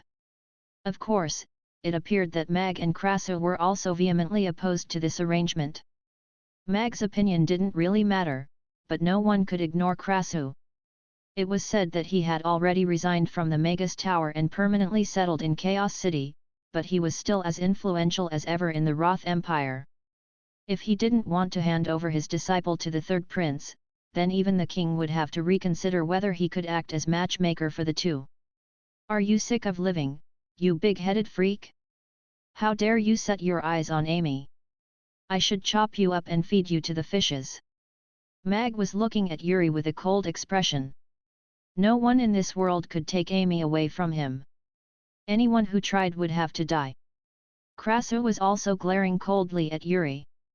"This big-headed brat is trying to take my disciple? No one in this world is worthy of my disciple. Are they that opposed to this? I'm just worried that big sister Irina would make me marry her daughter, so I'm just looking for an idiot to act as my meat shield. This little idiot is a little stupid, but she's not bad to look at," Yuri thought to himself sheepishly as he looked at the ferocious expressions on the faces of Mag and Krasur. "Is this brat taking what I said all those years ago seriously? Even so, how does he know that Amy is my daughter?" Irina was looking at Yuri with a rather perplexed expression. The entire palace had fallen silent again as Mag and Krasur faced off against the panicked Yuri. "Father, is Mushroom Head asking me to marry him?" Amy looked up at Mag with a naive expression. Yuri's eyes lit up upon hearing this. If this little idiot agreed, then the objections from the big idiot and Krasur wouldn't matter. "Yes. Mag looked down at Amy before nodding with a rather complex expression. Just as he was about to instruct Amy on the hazards of entering relationships at too young an age, Amy turned to Yuri with a serious expression as she said, "I don't think my head is a match for your big head, and I've already learned to use an umbrella." After a brief silence, someone finally couldn't resist the urge to burst out laughing. "Oh my god! This little girl is too adorable. And she has such a sharp tongue, but she's still so cute. Could it be that His Highness' head is a substitute for an umbrella in her eyes?" The laughter in the palace was contagious, particularly when they saw the serious expression on Amy's little face. Even though she was saying something so hurtful, her expression made it seem as if she was the victim. It was absolutely hilarious. I. Yuri's mouth gaped open as he reflexively laid a hand on his own head. Even though it was indeed a little large, he still had to use an umbrella on rainy days. "I didn't think that even a genius like me would be rejected." Yuri shook his head in disappointment at the sight of Amy's serious expression. He wasn't disappointed at being rejected by Amy. Instead, he was merely disappointed that the people of this world could only see his head rather than look deeper to glean his brilliant talents. "Is it my fault that I have a big head? Is that something that I can decide for myself?" Yuri heaved a forlorn sigh. It was still rather depressing to be rejected like this. "As expected of my daughter." Irina nodded with a content expression. "As expected of my daughter." The same thought appeared in Mag's mind as he patted Amy's head with a gratified smile. As long as she didn't agree, then he would be able to keep Yuri's sinister paws away from his precious daughter. "I'm going to marry you, father." "You're the best," Amy whispered into Mag's ear. A hint of warmth welled up in Mag's heart upon hearing this. Amy was too young to know anything about marriage or love, but she knew who was good to her, and she wanted to spend the rest of her life with her loving father. This was the feeling of being trusted and relied upon, and Mag was greatly touched by her rather childish words. In the face of the string of rejections, everyone turned their attention toward the king again. He was the one who was going to make the final decision on the matter. Mag cast a determined gaze toward the king, and said, "Your Majesty, please forgive me for my rude interjection, but my daughter is still very young, and it's nowhere near time for her to think about marriage." Crasso also wore a serious expression as he chimed in, "Your Majesty, my disciple had only just begun to learn magic from me, and it'll be many years before she becomes a full-fledged magic caster. She has no spare time on her hands to play with wood carvings with His Highness." The king looked at Mag and Crasso, and then turned toward Yuri as he asked, "Yuri, do you really like this little girl?" Yuri crossed his arms with a proud expression as he replied, "Not anymore. I only like people who like me, and people who don't like me aren't worthy of being liked by me. Unless she comes to like me as well." Yuri added at the end. "How can there possibly be an idiot who likes you?" Amy asked with a genuinely curious look on her face. Yuri was immediately deflated upon hearing this. He turned to the king, and said, "Father, I'll leave the reward for now. I'll ask you for it when I think of something." A hint of disappointment flashed through the king's eyes, but he still nodded as he said, "All right, then tell me when you think of something. I'll give you anything you want." Josh and Sean both heaved internal sighs of relief in unison, and their wariness toward Yuri relaxed significantly again. An idiot was always an idiot. He couldn't even take an opportunity that had been presented to him on a silver platter. "Master Crasso, Mr. Mag, please take a seat. Don't pay any heed to Yuri." The king turned to Crasso and Mag with a smile as he said, "If you'd like to, you can consider opening a restaurant in Rodu, Mr. Mag. Master Crasso's original magic room is also in the Magus Tower here, and it'll be an ideal location for your daughter to continue her studies." "I'll be sure to consider it carefully, Your Majesty." Mag nodded with a serious expression as a hint of wariness flashed through his eyes. This king was a real piece of work. Mag took a final glance at Yuri for looking away. He was lucky that he'd backed down in the end. Otherwise, Mag was considering whether he should use his one chance to return to the height of his powers and send the big-headed prince to the other side. He was perfectly capable of doing something like that for Amy's sake. However, it appeared that he wasn't actually very interested in Amy. He was indeed a genius, but his EQ was probably even lower than Amy's. With that in mind, Mag was feeling a lot more relieved. At the same time, he began to consider the impact that this battle armor could potentially have on this world. To a certain degree, it had dealt a heavy blow to Mag. He was just preparing to promote his steam engine, and Yuri had already developed a Gundam. He felt as if he had been completely overshadowed. Thankfully, steam engines were suitable for basic industrial work, while these suits of battle armor were cutting-edge high-tech constructs that required the use of magic spell formations, so they would certainly expend a lot of resources to produce. As such, it would be very difficult to facilitate mass production, while that limitation didn't exist for the steam engine. In any case, Mag could see the potential for Yuri to become a brilliant scientist. This kind of science was only possible in a magic world like this. The ability to integrate magic into his inventions set him apart from all of the scientists on Earth. Perhaps I should also consider some alternative avenues and not restrict myself solely to earthly technology. Mag nodded with a contemplative expression. Yuri's Gundam had broadened his horizons, providing him with the idea that it was perhaps plausible to incorporate magic into some revolutionary earthly inventions. Kraso also withdrew his stern gaze from Yuri. Meanwhile, Yuri himself sheepishly sat back down next to Irina. He cast a surreptitious glance at her, only to find an intrigued smile on her face, and a chill suddenly ran down his spine.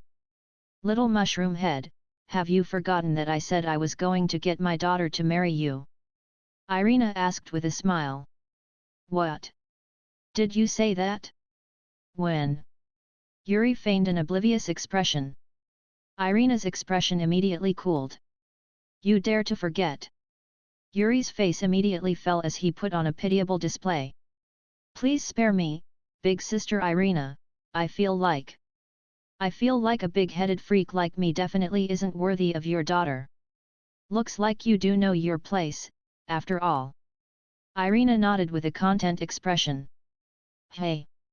Yuri's eyes widened with surprise. He had thought that Irina was going to force the marriage arrangement on him, but it appeared that this wasn't her intention. "You're not going to get your daughter to marry me anymore?" Yuri asked hesitantly. "You've already lost that opportunity," Irina replied with a shake of her head. "That's a great pity." Yuri was almost unable to suppress his smile. "I hope you won't regret this in the future. My daughter is going to be the second most beautiful woman in the world." Irina was looking at Yuri with a hint of pity in her eyes. The Gundam that Yuri had offered was quite a shock to everyone, creating even more of a stir than Sean's Crimson Flame Sword did. All of the presents offered by the guests and officials were much more mundane in comparison, and there wasn't anything particularly noteworthy. Following the present offering segment, the king's birthday banquet drew to a conclusion. The king had important matters to discuss with the representatives of each race and a few high-ranking officials, while everyone else began to disperse. Krasu euphemistically turned down the king's invitation to attend the meeting and prepared to leave with Amy. As she rose to her feet, Irina stole a glance toward Mag, just in time to catch him also looking at her. Their eyes met, but she quickly withdrew her gaze and departed with the representatives of the other races to a side palace. "Father, will we meet big sister Irina again?" Amy asked with a concerned look. Mag nodded firmly, and said, "Of course we will.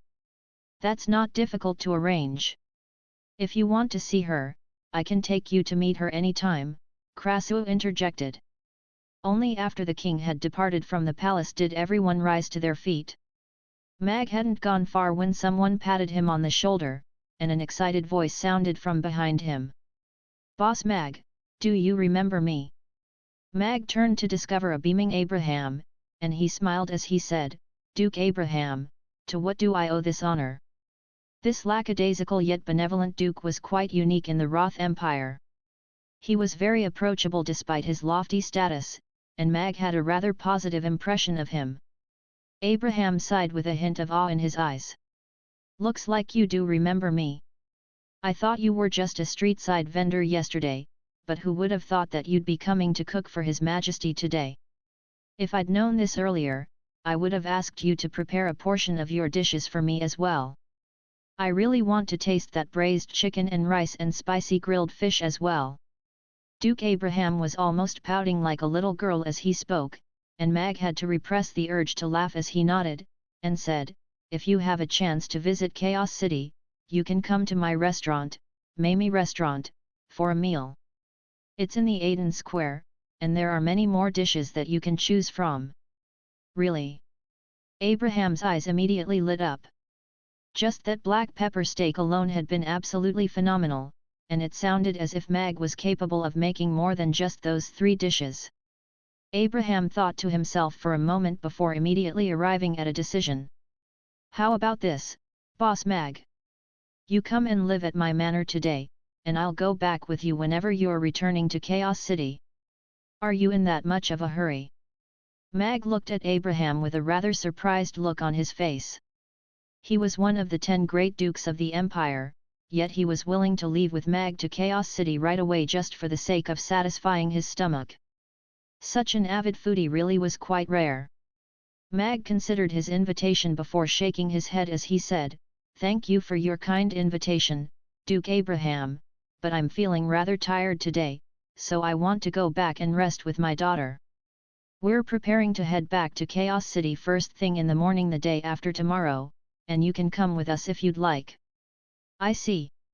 I'll be sure to come and see you then." Abraham nodded with a slight forlorn expression, but he was very determined to go to Mag's restaurant as quickly as possible.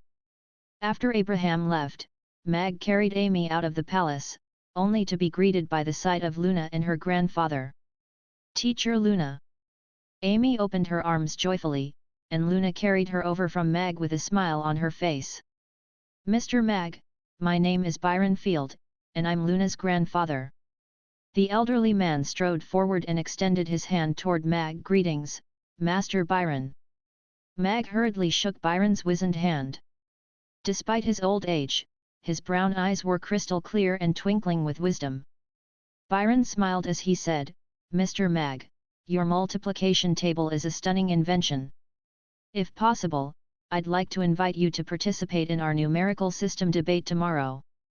Would you be able to attend?" Mag faltered slightly upon hearing this, not expecting Byron to be so direct with his intentions. He glanced at Luna, who was looking at him with a slightly nervous expression, and nodded with a smile as he said, "You're far too kind, Master Byron. I'm only a novice in the field of mathematics. However, if you deem me worthy to attend the debate, then I'll be sure to do so." A smile appeared on Byron's face as he said, "Good. The debate will be held tomorrow at 10 a.m., and the venue will be at Carlow Church. I'll make sure to be there on time." Mag nodded in response. Byron released Mag's hand, and turned to Krasu with a warm greeting. "Master Krasu, long time no see. Byron, isn't it time for an old man like you to retire? Where's the fun in arguing with a bunch of old men every day? I'm sure the priests at the church are getting sick of you." Byron was not enraged in the slightest by this comment as he replied, "Only through debates can we continue to learn. Whatever, I don't want to speak with you, you're always such a bore. Let's go." Krasu waved a hand before turning to Mag as he said, "Boss Mag, little Amy, I have to go and see an old friend. You two go back first, and I'll come to find you soon." Krasu departed thereafter. "Luna, you can go as well. I'll join you shortly," Byron said to Luna before nodding at Mag and Amy, and then making his way toward another elderly man. Mag could only accept Amy back from Luna's arms in a rather resigned manner. "Thank you, Mr. Mag." Luna was genuinely grateful. Mag shook his head with a smile, and said, "You're welcome, Teacher Luna." Luna had done many things for Amy, so he naturally couldn't refuse something like this. In any case, he was indeed the one who had invented the multiplication table, and it was his duty to see through its implementation to the end. Amy looked at Luna with a rather concerned expression, and asked, "Teacher Luna, will you be coming back to Chaos City?" "Of course I will. I only applied for a 5-day break, so I'll be going back with you the day after tomorrow," Luna replied with a smile. "Really?" Amy's eyes immediately lit up. However, she then shook her head as she said, "But Teacher Luna's family is here, and your mother and father are all here as well. If you go back to Chaos City, you won't be able to see them." Luna was very touched by Amy's thoughtfulness, and she gently pinched Amy's little cheek as she shook her head, and said, "That's all right, I'm an adult now, and I couldn't bear to leave Chaos City behind when you and all of the other students are there." Amy nodded with a serious expression, and offered, "If you miss home, I can lend father to you, and you can hug him. He's super warm, and you won't feel lonely when he's with you." Luna looked up at Mag, and a faint blush appeared on her face as she smiled and nodded. "Sure. No. I have to feign disinterest." Mag remained calm and collected in the face of this slightly suggestive situation. If Irina were somehow able to see him now, he would be feeling very concerned for his own safety. After bidding farewell to Luna, Mag carried Amy out of the royal palace. The horse-drawn carriage from the second prince's manor was already waiting for them, and the butler hurried over with a respectful smile as he said, "Congratulations on winning the Best Dish Award, Master Mag." "Thank you." Mag gave a polite nod in response. "All of your things have been packed up and transported back to the manor. Would you like to make a trip around the city or return to the manor right away?" the butler continued in a respectful manner.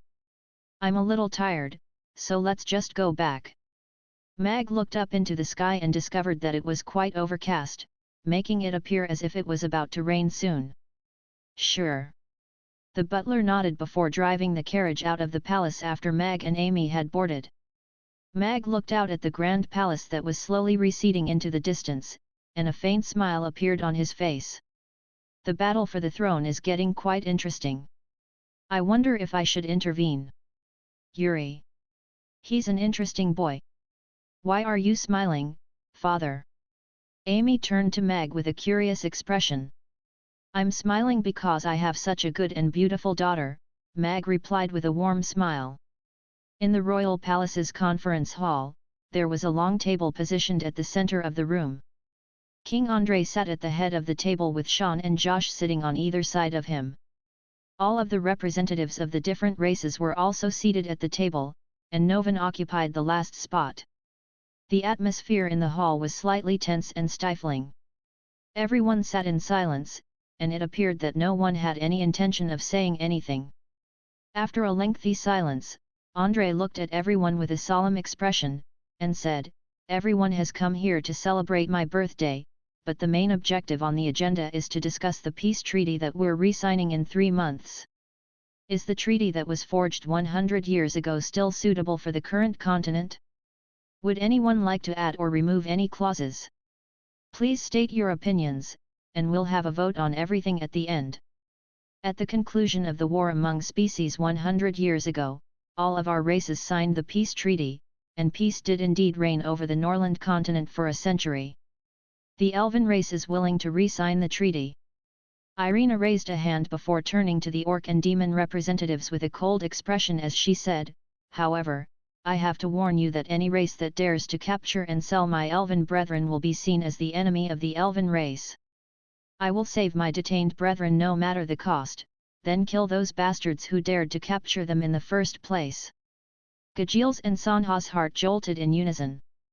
As expected, this woman really was still the most terrifying woman on the entire continent. Despite that, they still had to maintain calm facades. If she's the hope of the Elven race, then we'll crush the hope of the Elven race today. Gajil thought to himself in a vicious manner before turning his gaze away. The stubby dwarven representative looked at Gajil with a serious expression, and said, "Our dwarven race is also willing to re-sign the treaty. However, I demand that the demon race return all of the territories that they've forcibly taken from us in the past years. I also propose harsher clauses to be introduced for races that encroach on the territory of others. The goblin race has no objections. If everyone else is willing to resign, then we're also willing to do the same, and vice versa. The goblin representative wore a sinister smile, revealing a mouth full of sharp fangs. Bruno wore a neutral expression as he said, "Our giant dragon race is also willing to do what everyone else does, provided that no territory is taken away from us." "Return your territory? You little dwarves sure are naive." Gajiel turned to the dwarf with a deriding sneer as he said, "Our demon race simply thought that the territory distribution laid out in the previous treaty was too unfair. Shouldn't powerful races get more territory? Why do you need territory when you dwarves live underground anyway? Just take a patch of land and be content with digging your holes." This recently concluded banquet sure was exciting. I didn't think that someone could take the Best Dish award from Master Bellman. I'm more surprised by the fact that this Chef Mag refused His Majesty's reward after winning the award. Is that guy retarded? What chef in their right mind would give up on such an opportunity? Within the royal kitchen, all of the chefs who hadn't yet left were discussing quietly among themselves while packing up their stuff. As usual, none of them managed to win the Best Dish award, but they had truly witnessed a spectacle of the ages. The chef by the name of Mag had sprung up like a black horse, completely stirring up the entire cooking world. There were most likely going to be legends told about him for many years to come. A fat chef who was standing beside Bellman wore a firm expression as he said, "That guy must know that he's no match for Master, so he's too scared to come to the royal kitchen." However, none of the student chefs around Bellman chimed in agreement. All of them wore complex and depressed expressions on their faces. Bellman was in the process of packing up his knives, and a young man approached him in a rather nervous manner before asking, "Master, what do you think about this?" Bellman slowly put down the knife in his hand and cast his gaze out toward the distant sky. A smile appeared on his face as he replied, "He is a true chef. To be able to run a restaurant is the most enjoyable activity for a chef. Watching so many customers enjoy one's food every day is the most satisfying feeling. Perhaps that's why he's able to be such an innovative chef." After Mag and Amy returned to the second prince's manor, Amy turned to Mag with an expectant look, and asked, "Father, what are we going to do for the rest of the day?" Mag thought about this for a moment before smiling as he replied, "There really isn't anything left to be done today. How about you help me make some ice cream cake?" "Ice cream cake?" Amy looked at Mag with a rather perplexed expression. "Isn't ice cream just ice cream? What's an ice cream cake? Come on, you'll know once we make it." Mag picked up Amy with a smile, and then asked the butler to carry all of his things into the manor and then organize a clean separate kitchen for him.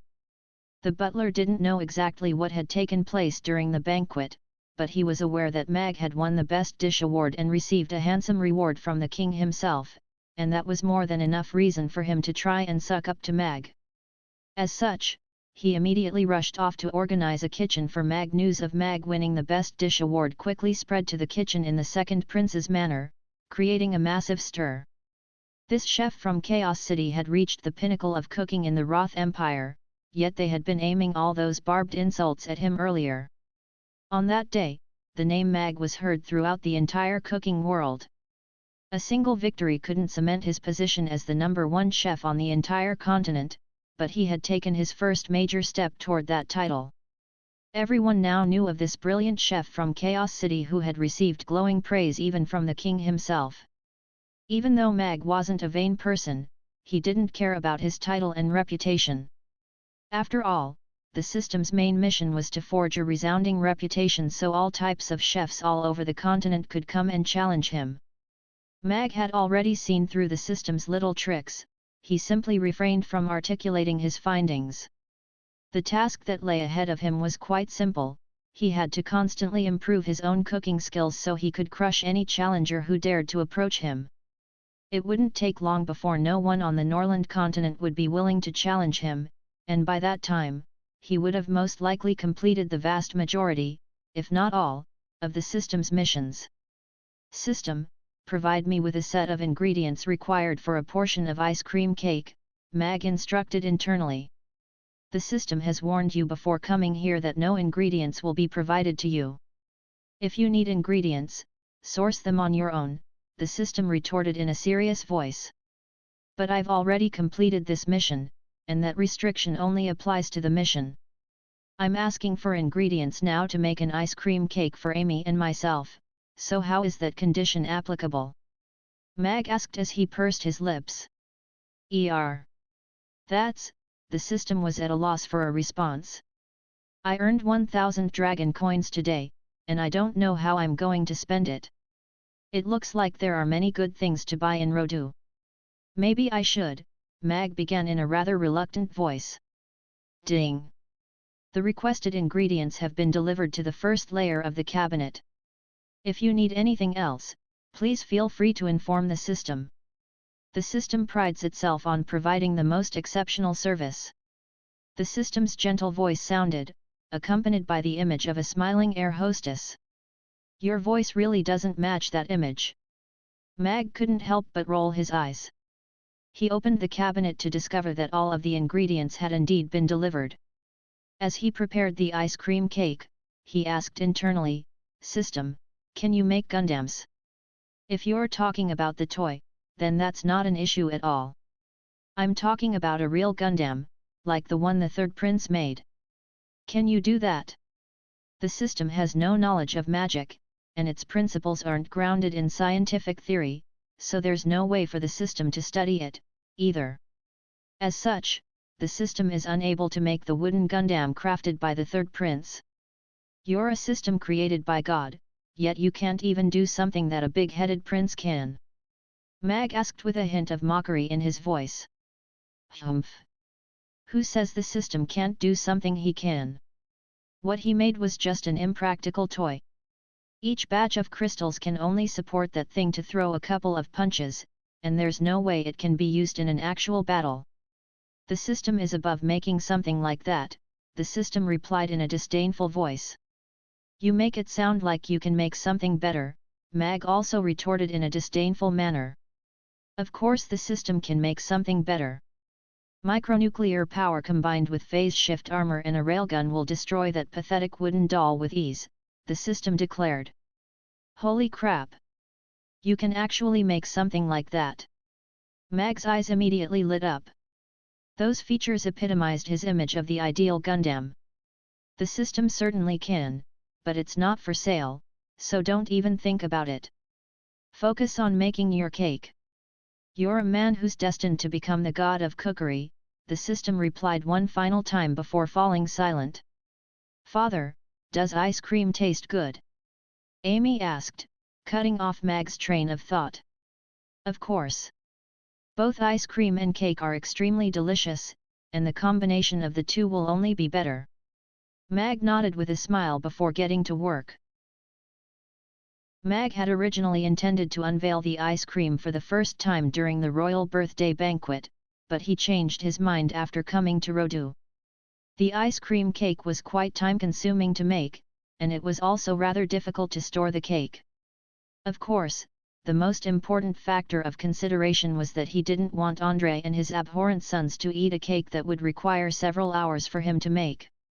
He would rather spend this time with Amy and get her to taste the cake first. As for Irina, she'd be able to eat the cake as well if she came to Chaos City. Within the conference hall, all of the representatives of the different races were engaged in a heated discussion, and the atmosphere was quite tense. Novan hadn't said anything this entire time, but he suddenly rose to his feet. The commotion in the conference hall gradually died down in response. Chaos City was quite a special place on the Norland continent as it was a multicultural haven, and it had played a pivotal role in ending the war among species.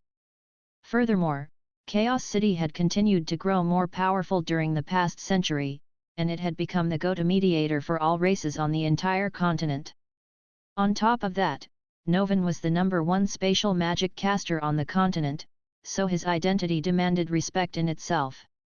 Novan looked at all of the representatives with a concerned expression as he said, "If we can't arrive at a middle ground, then we won't be able to sign the peace treaty in 3 months, and the Norland continent could be plunged into a horrendous war again. During the war among species, all races had suffered severe losses, and so much blood was shed in exchange for this hard-fought peace. Are we going to tear it all down again? Chaos City has been a perpetual symbol of peace throughout the years, and beings from all races have coexisted in harmony in our city, proving that it's not impossible for all races to integrate with each other. Hence, on behalf of Chaos City, I hope everyone can be more open and willing to accept other races, slowly eradicating borders and forging one unified continent. At the end of that process, true peace will be attained. War will only breed death and hatred. Once all borders and territories disappear, wars will cease to exist.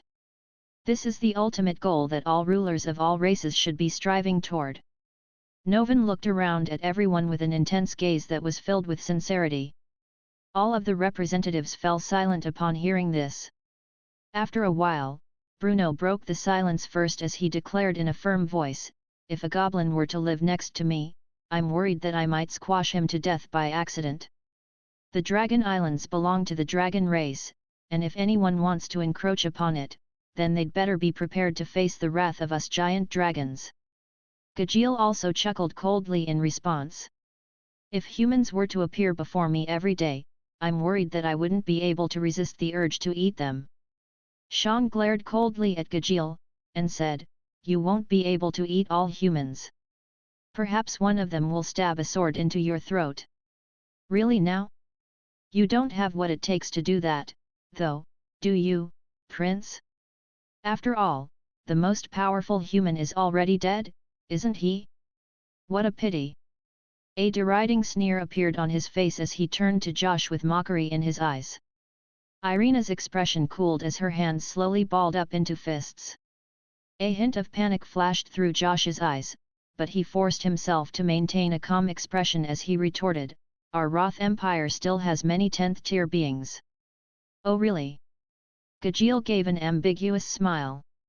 The conference lasted an entire afternoon, but no progress was made, and everyone parted under unhappy circumstances. "What a bunch of pretentious bastards!" Irina was the first to emerge from the conference hall, and she pursed her lips before immediately departing. Josh caught up to her with a warm smile on his face, and said, "Princess Irina, I didn't think that you would have already arrived at Rodu yesterday, and I didn't get an opportunity to invite you for a meal. Do you nope?" Before Josh could finish his sentence, Irina had already cut him off before walking away. Josh's expression darkened slightly, but he didn't force the issue. He merely stood on the spot with a forced smile on his face, and said, "Another time, then." Irina disappeared on the spot in the blink of an eye without giving him a reply. Could it be that she already knows? No, as long as he dies, none of this will matter. Josh stood rooted to the spot with his brows tightly furrowed. Sean stood in the distance and looked at Josh with a cold smile.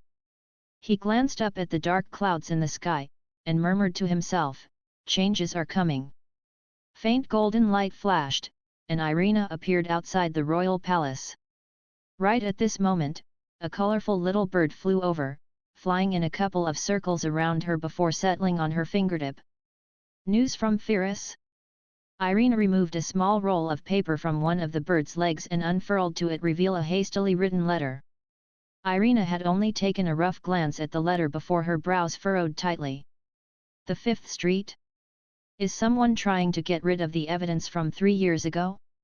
None of that matters now, because I've already found him.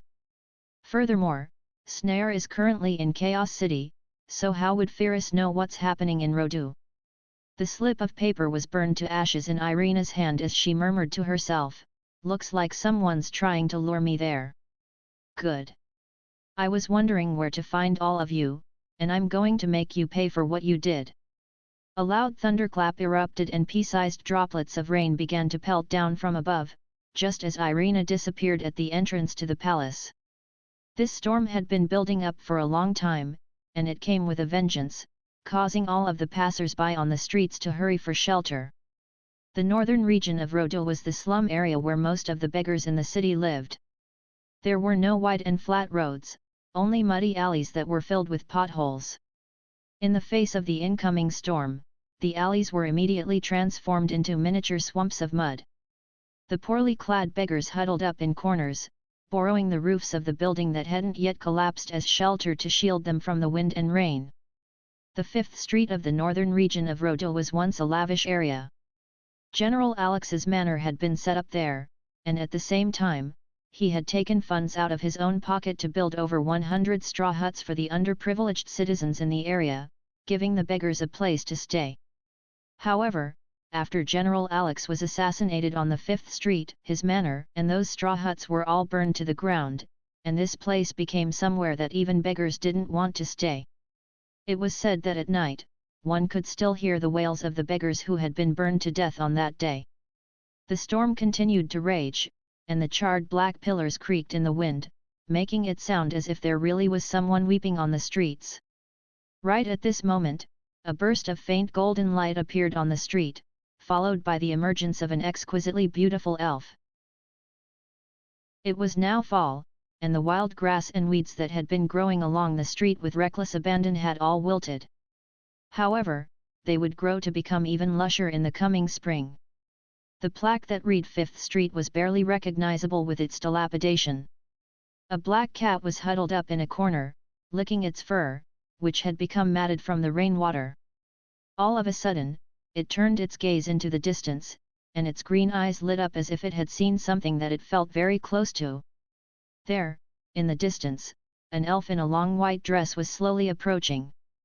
The faint golden light shimmering around her body seemed to possess some kind of mystical property, sending all of the rainwater pouring down from above cascading down around her, but none of it actually fell on her body.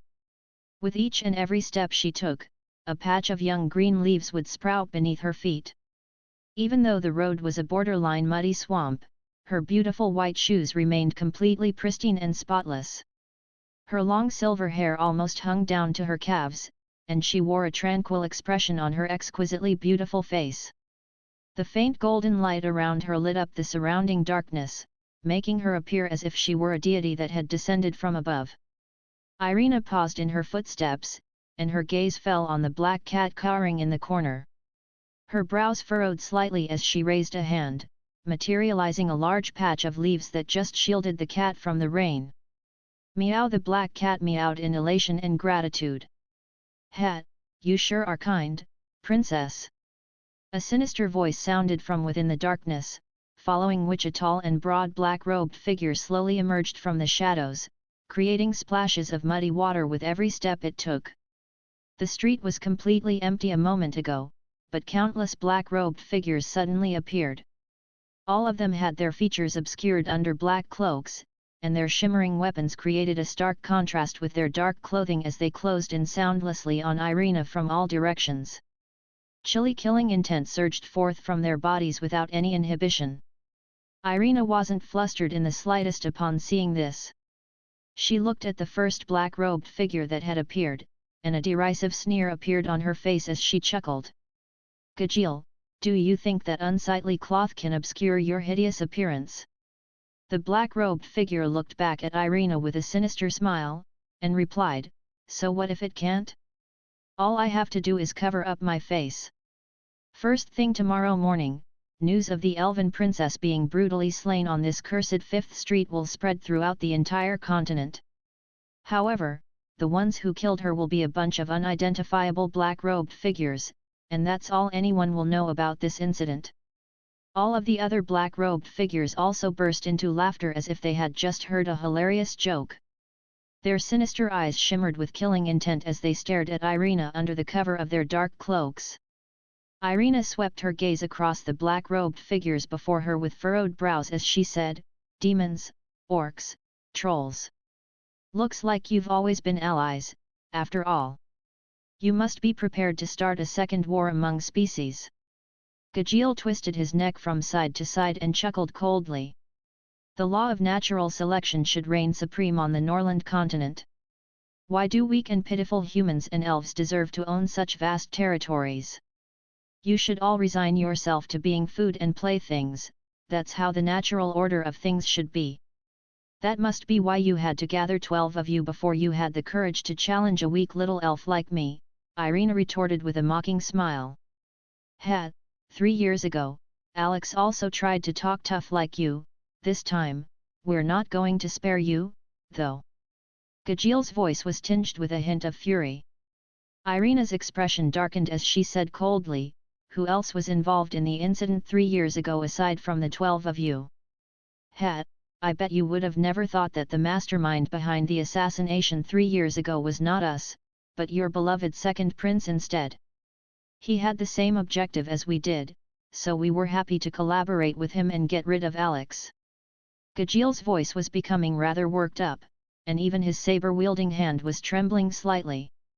So it really was him. Irina wasn't very surprised to hear this. After all, she had already suspected that Josh had been the mastermind behind all this.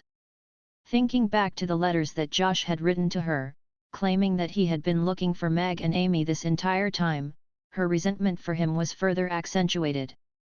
Of course, we'll be pinning the blame for this incident on Josh as well. We're also going to reveal the truth behind the incident 3 years ago and completely destroy his reputation.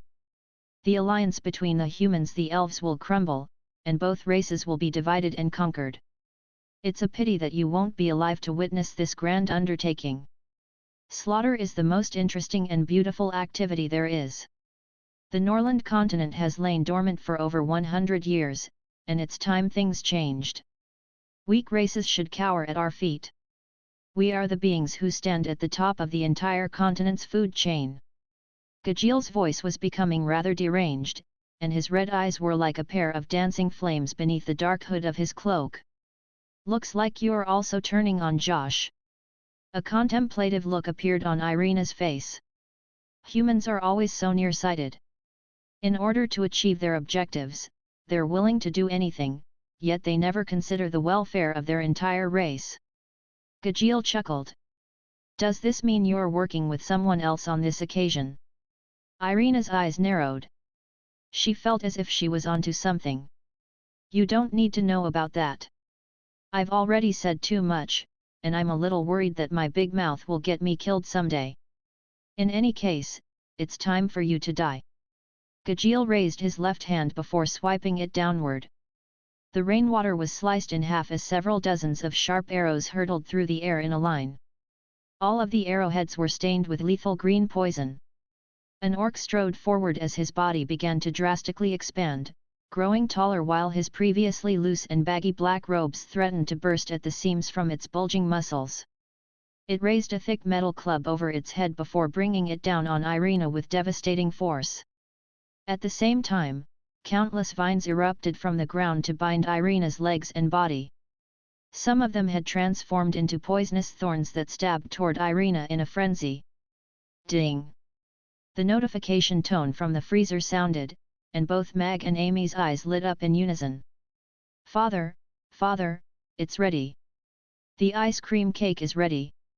Amy had a dollop of white cream on the tip of her little nose as she clapped her hands with elation. This was the dish that she had had to wait the longest for, and she was convinced that this was going to be an extremely delicious food item. All right, let me take out the strawberry ice cream cake, Mag said with a smile as he opened the freezer. Right at this moment, the system's voice sounded within Mag's mind. Ding! Important notification. Would you like to purchase a piece of urgent information from the system? Why don't you go rob a bank, system? You're even selling information now. Mag pursed his lips and didn't pay this important notification any heed. Amy was still safe and sound right beside him, so what urgent information could the system have to share? The elven princess is in danger, and there's a 100% probability of death, the system disclosed in a grave voice. What? Mag's hands shuddered, and he almost dropped the ice cream cake. Princess Irina is in danger, and the system is willing to sell information concerning her current situation for 10 dragon coins. If you think the price is right, take the money for yourself. Where is she now? What happened? Mag cut off the system as he inquired urgently. 10 dragon coins have been successfully deducted. Princess Irina is currently situated on the 5th street, and she's being attacked by multiple assailants. Without the intervention of a third party, there is a 100% probability that she will die. The system's joyful voice belied the grave information that it was revealing. The 5th street. Mag's heart tensed up upon hearing this. That was not a place that he was unfamiliar with. On that rainy night 3 years ago, Alex had been assassinated on that very same street. Now, Irina was also being attacked on that street. Was the tragedy from 3 years ago going to repeat itself? Mag's heart rate accelerated drastically. It smells so good. So this is ice cream cake, it's cake covered in ice cream. And there are cute little strawberries on there as well. It looks like it'll be really delicious. Amy's expression was filled with elation as she looked at the ice cream cake in Mag's hands. Mag placed the cake onto the table before turning to Amy with a serious expression. Amy, I have something really important that I have to go and do now, but I can't let anyone know about it. You stay here and eat this cake, and conjure up a copy of me to stay with you, is that all right? This was the first time that Amy had seen such an urgent expression on her father's face, and even though she didn't know what was happening, it had to be something very important. As such, she nodded obediently, and replied, Go, father. I'll be good and wait here for you. She then twirled her wand, and a second Mag that was identical to Mag appeared, even wearing the same clothes that the real Mag was wearing. Good girl. Mag was very pleased with the Mag that had been manifested.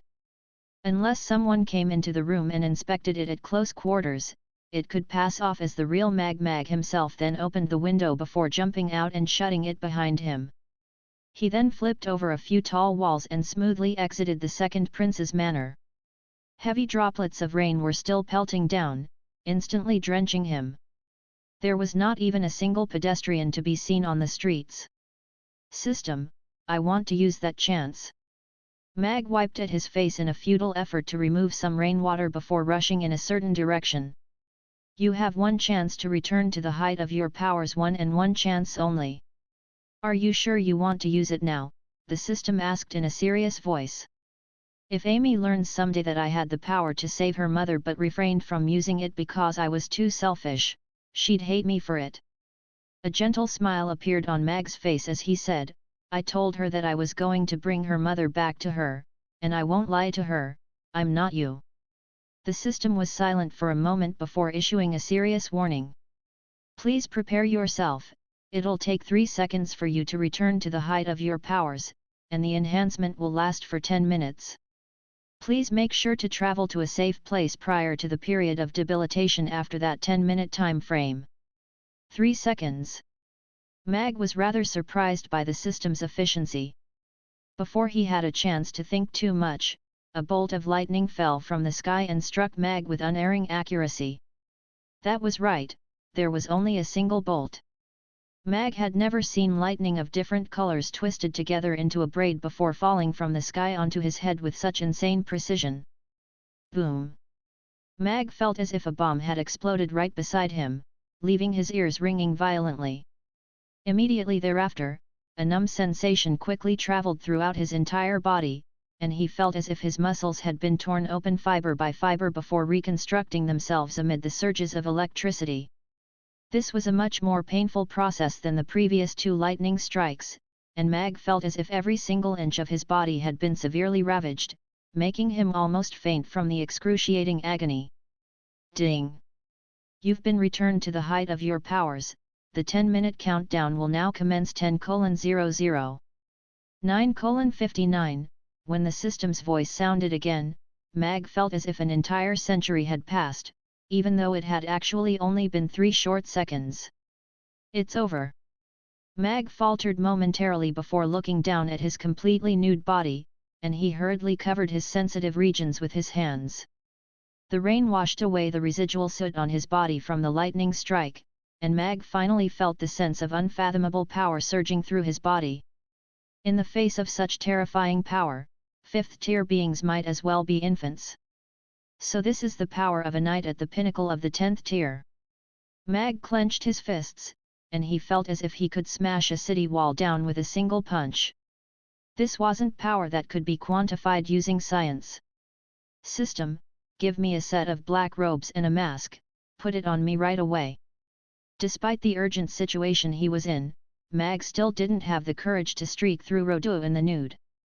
The black robe has been delivered. The system can provide over 1,000 styles of masks, including a set of black robes fitted itself over Mag's body, following which countless masks appeared within his mind. I'll take the third one, Mag decided after a quick glance. Ding! The mask has been delivered and 15 dragon coins have been deducted. The mask fitted Mag's facial features quite snugly, and he lunged forward, instantly appearing over 100 meters away, leaving a sonic boom in his wake. Hold on, Irina! This time, you won't be alone. Mag rapidly approached the 5th Street without any hesitation. System, do you offer freight services?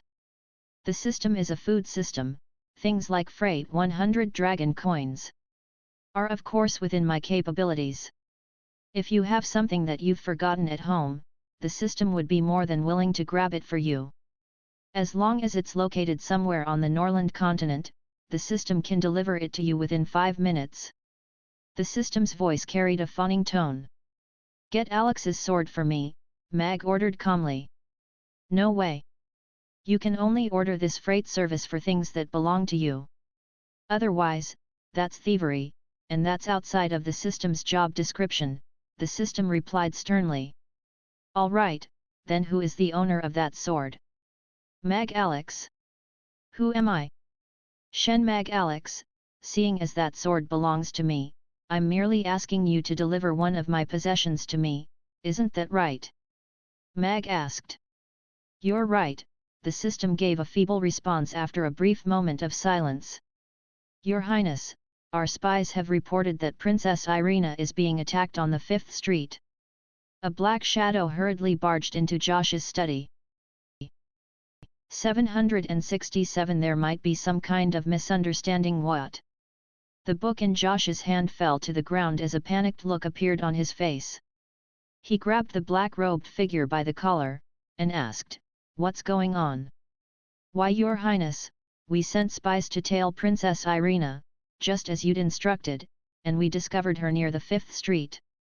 After that, we immediately lost contact with our third team of scouts, and communication was immediately cut off with another scout right after he delivered news that the elven princess was being attacked. All of our scouts are currently converging toward the 5th Street, and we don't know what's going on yet, the black-robed man replied in a trembling voice.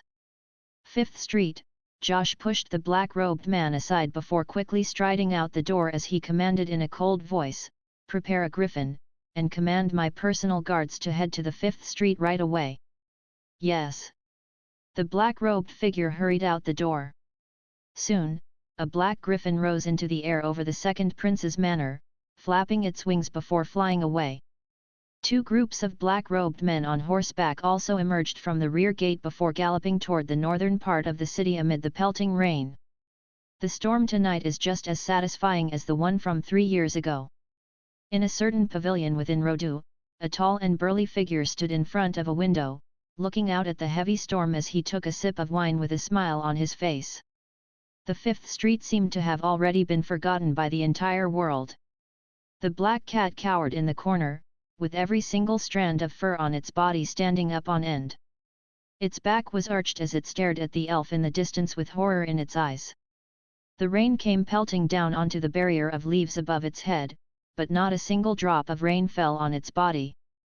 The sharp arrows were already upon Irina, and a sinister smile appeared on the face of the club-wielding orc as it envisioned its massive club pulverizing Irina's head like a watermelon. The vines that had erupted from the ground swept toward her like countless venomous vipers, and within the darkness, a group of heavy cavalry was beginning their charge. Their armored unicorns' hooves thundered on the ground, while their spearheads glistened with a cold light. All of Irina's avenues for escape and evasion had been cut off. A cruel smile appeared on Gajil's face. He had been waiting for this day for many years. Back when Alex and Irina had roamed the continent, they had brought immense humiliation upon him. Now, Alex was dead, and Irina was about to follow in his tragic footsteps. Life was good. Back when Irina had traveled the continent with Alex, she hadn't actually engaged in many battles. Even though she had been a 10th tier magic caster for a long time at that point, no one knew just how powerful she actually was. Have you given up resistance already? Looks like you're nothing without Alex, after all. Gajeel pursed his lips with disdain. Their 3 races had deployed 6 10th tier beings in total, but it appeared that they had overestimated her. According to the news from the Elven race, Irina sustained severe injuries 3 years ago, and was significantly debilitated as a result. She had created quite a stir by killing Schubert not long ago, but it appeared that Schubert must have been so old that he was barely able to even hold onto his wand. Countless eyes spectated the battle from within the darkness. The history of the Norland continent was quite possibly going to be rewritten in this one night. A human race without Alex and an elven race without Irina could very likely become enslaved by other races once again. Right at this moment, Irina raised her left hand. The droplets of rain pelting down from above suddenly came to an abrupt halt. All of the rain droplets simply hung in midair while the line of arrows had also become completely stationary. A sinister smile was frozen on the orc's face and the black vines had already made their way onto her legs. It was as if everything had been transformed into a still image. Within the faint golden light, Irina's slender hands were as translucent and beautiful as flawless jade. A golden staff that was even taller than Irina herself appeared in her right hand. Her expression remained calm without even the slightest hint of panic as she said, "Holy light, heed my call, cleanse this world of all filth and impurities." Dazzling holy light as bright as the sun began to radiate from the tip of her staff. Beams of golden holy light punctured the stationary raindrops, and all of the rain seemed to have also turned golden. The raindrops began to radiate vibrant light as they shot forth like countless golden swords, carving straight through the darkness. Gajeel's expression abruptly changed upon seeing this. A black shield appeared before him, and he retreated rapidly at the same time. All of the other black-robed figures also hurriedly adopted defensive measures. The still image suddenly resumed motion in this instant. The string of arrows was struck by a ray of holy light, and the latter was instantly reduced to dust, following which the holy light continued onward and punctured the glabella of a demonic archer in the distance. The vines that had erupted from the ground also immediately melted like snow on a sweltering summer's day in the face of the holy light. Arg! A forest troll in the distance jumped up before letting loose a howl of anguish, having already lost both of its legs. The rays of holy light then struck the club-wielding orc, and the soft armor he was wearing, which was made from the hide of a 9th-tier magic beast, was immediately sliced into countless pieces. Blood began to seep through the thin incisions as the massive metal club suddenly became extremely rusty and frail, following which it disintegrated into a pile of oxidized scrap metal. The holy light then struck the group of spear-wielding heavy cavalry. Their heavy armor, which was strong enough to withstand 7th-tier attacks, crumbled as if made from papier-mâché. Before they had even reached Irina, their bodies had been reduced to chunks of shattered flesh and bones that spilled down onto the ground. Irina withdrew her left hand before swinging her staff viciously into the orc's face. Thump! The orc flew through the air before crashing heavily into a broken wall, where he was buried under a pile of falling rubble, having already died before he had even made contact with the wall. The remaining holy light flashed past, leaving a few wounds on the rest of the black-robed figures' bodies. The storm continued to rage on the 5th Street, but it suddenly became a lot quieter. The silence was only broken by the falling rain as well as the anguished cries and heavy breathing of Irina's assailants. The stench of blood hung stubbornly in the air, and even the rain was unable to wash it away. In just a split second, a heavy cavalry unit and a 10th-tier orc had perished. None of the black-robed figures dared to belittle Irina now. This incredibly beautiful elf was also incredibly violent and ruthless in battle. Furthermore, she was far more powerful than they had anticipated. Irina wore a deriding sneer as she said, "I think there might be some kind of misunderstanding. Alex didn't want me to engage in battle, not because I'm too weak, but because I don't know how to hold back. It's very common that I beat people to death before even realizing it. If I want to leave, do you think any of you will be able to stop me?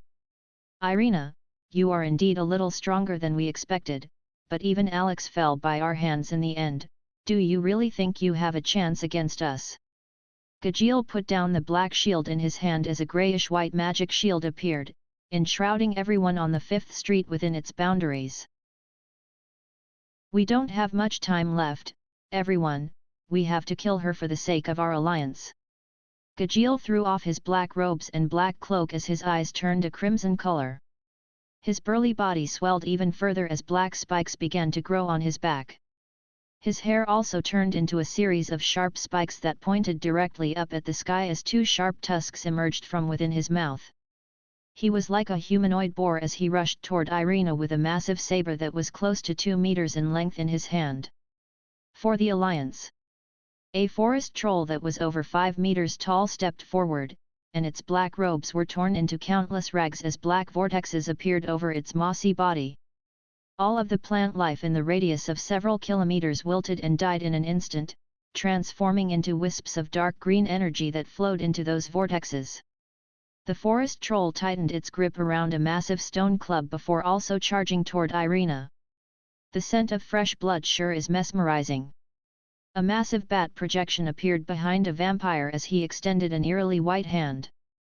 He slit his wrist with a sharp fingernail, and blood poured forth from the incision, dripping down onto a massive magic spell formation before him. As he did this, he cried in a slightly deranged voice, "I offer my blood as a sacrifice to the Blood Patriarch, please descend, Blood Patriarch." Dazzling red light erupted from the blood-stained formation, and the blood and dismembered bodies on the ground hurtled toward the formation in a frenzy.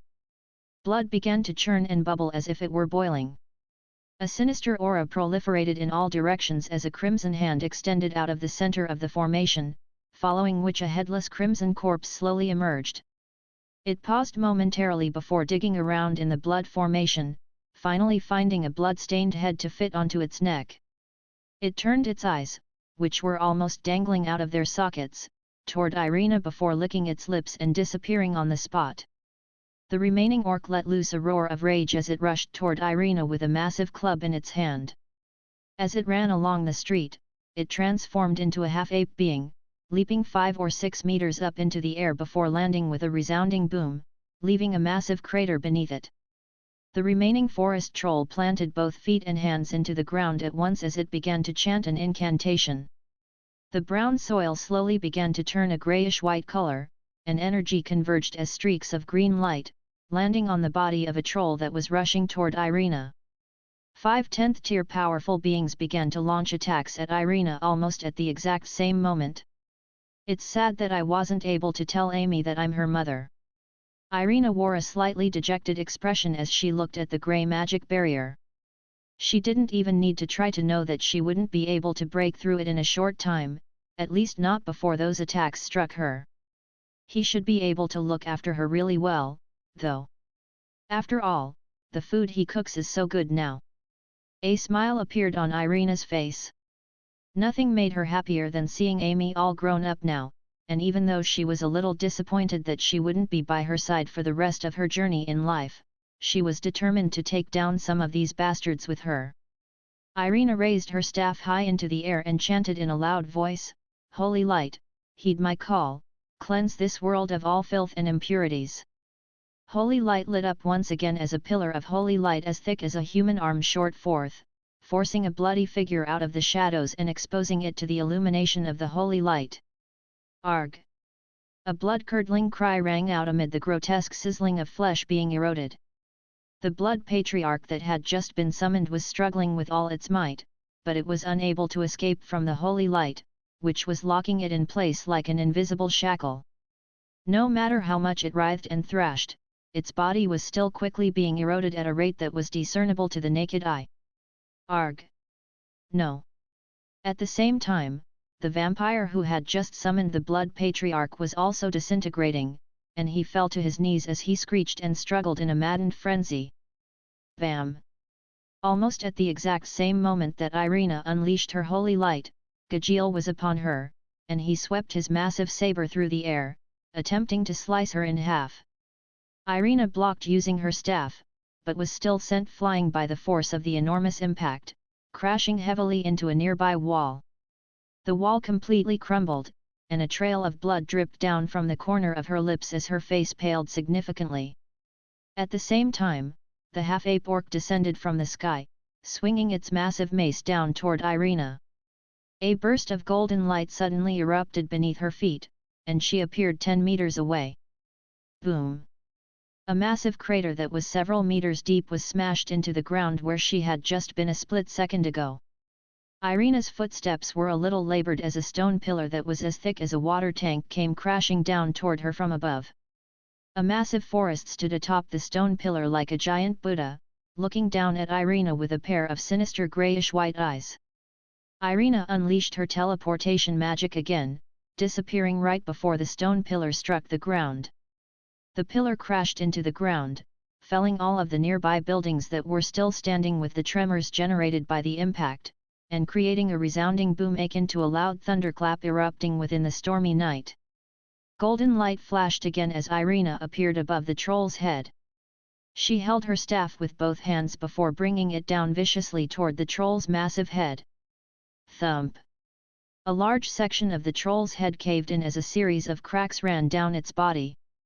Its towering figure that was over 5 meters tall crashed to the ground like a gargantuan felled tree. Right at this moment, a metal club struck Irina on the back with ferocious force, creating a muffled thump amid the sound of breaking bones. Irina was still in mid-air, and she was swatted flying by the attack like a kite with a severed line. Prior to crashing into the grey magic barrier, she just barely managed to conjure up a spherical magic shield around her body before falling feebly to the ground.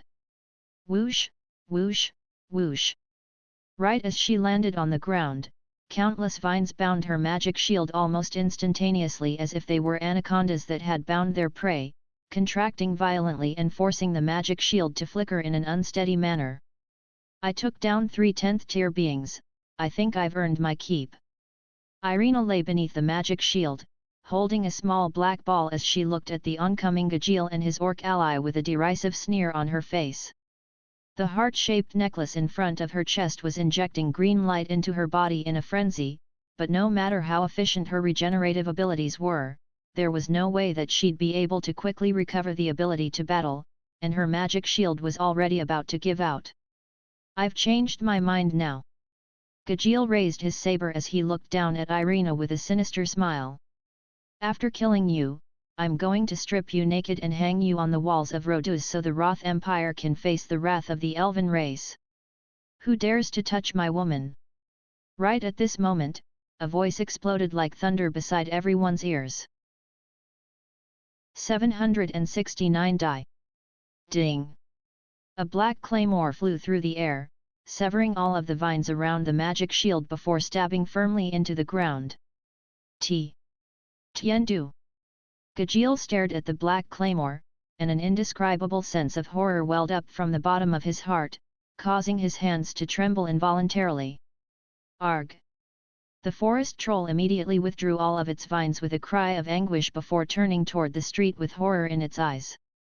The orc also wore an expression of shock and horror as he took a couple of steps backward, shaking his head as he struggled to keep himself from going insane. Impossible. He died 3 years ago. There's no way he's still alive. The name of Mag Alex had once been heard throughout the entire Norland continent, and it symbolized invincibility. He had slain the most powerful orc warriors, and even the most fearsome demons fled from him like terrified children. Even the giant dragons that dominated the skies weren't safe from his fearsome claymore. This was a name that struck fear into the hearts of all powerful beings on the Norland continent. Thankfully, he'd been killed 3 years ago. On this very same street, they had personally witnessed him fall to the ground. As participants in that assassination, they could still clearly recall how they'd broken all of his bones and severed all of the tendons in his arms and legs, and then cast curses on him with magic. Even if he wasn't dead, he could only be a disabled man for life. However, he had appeared once again. Tiandu was the claymore that only Alex could wield, and its reappearance heralded the return of its legendary wielder. The boundless horror surging through their hearts was even colder than the heavy rain. On that night, a dozen or so 10th tier beings had been gathered to kill him, only for half of them to be slain in the process. They were very lucky to still be alive. The horrific events of that night were still fresh in their memories. They had paid an extremely heavy price to bring him down in the end. Gajeel was still convinced to this very day that all of them would have died had it not been for the fact that Alex's half-elf baby daughter had been abducted. Irina looked at the claymore, and her hand slowly relaxed around the black ball. She was naturally filled with elation, but also a sense of suspicion. He's even learned to say things like this during the past 3 years? Looks like I have to seriously interrogate him and see just what kind of people he's met during these years. Also, is he back to his full power now? Kill her first, then we'll join forces to kill Alex. There's no way that he could have fully recovered. Gajeel forced himself to calm down before letting loose a ferocious roar. Even though his hands were still trembling, he raised his saber into the air before bringing it down on Irina once again. The orc and troll also recomposed themselves, following which the troll let loose a roar of rage, and the countless branches on its body all transformed into sharp spears. Meanwhile, the orc's fur suddenly turned a vibrant red as he rushed toward Irina in a maddened frenzy. Even if Alex were still alive, there was no way that he would ever make a full recovery from his injuries. As long as Irina died, the 3 of them would surely be able to take down Alex together. Right at this moment, a black shadow appeared over 100 meters away. In the next instant, it had plucked the Tiandu sword up from the ground before instantaneously appearing in front of Irina. Looks like you want to die. Mag turned his gaze toward Gajeel before swinging his claymore through the air. The burning saber in Gajeel's hands lit up the entire sky with scintillating crimson light, creating a much more formidable sight than Mag's inky black claymore. However, even though the black claymore wasn't traveling very quickly through the air, the space in its front was beginning to crack open. The saber and the claymore clashed with a resounding clang. Despite how much more formidable the saber appeared, it was sliced in half without being able to offer up any resistance. The top half of its blade flew through the air, stabbing firmly into a wall over 100 meters away. Meanwhile, the half of the saber left in Gajeel's hand crumbled into countless metal shards. Mag then swung his claymore through the air, and all of the incoming spear-like branches were also reduced to splinters, with not even a single spear managing to pierce through his defenses. Die, Alex! The orc that had transformed into a berserk red ape raised a massive club high above his head before bringing it down on Alex. Aside from the contrast in skin color, the main difference between humans and orcs was that the latter could go into a berserk state, allowing them to take on the form of a ferocious beast for short periods of time in some cases. The orcs were renowned for their insane and brutal strength. They didn't require any technical prowess, as they could drastically enhance their strength through evolution, and then crush their enemies without any resistance.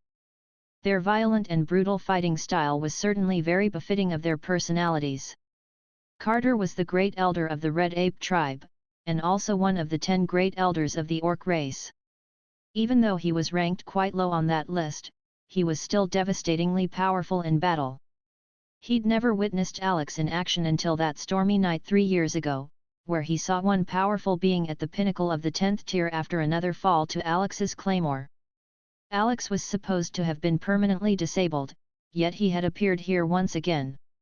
The orc wanted to flee for his life, but that wasn't an option, as the success of this mission was vital for the future of the orc race. Even if he were to die here, the Red Ape tribe would still be one of the 10 major orc tribes for the next 500 years. As such, he was an expendable, but he didn't want to die. He swung his black metal club through the air, leaving a trail of afterimages in its wake. The club appeared to be quite ordinary, but even the space before it was being compressed and cracked. There weren't many powerful 10th tier beings on the Norland continent, and a race with more than 10 of those beings could be referred to as a powerful race. Among these races, the one with the most 10th tier beings was the giant dragon race, which was why they stood at the pinnacle of the continent. Even the elven race only had less than 10 10th tier magic casters. The weakest goblin race and the dwarven race, which was more focused on craftsmanship, had less than 5 such beings each.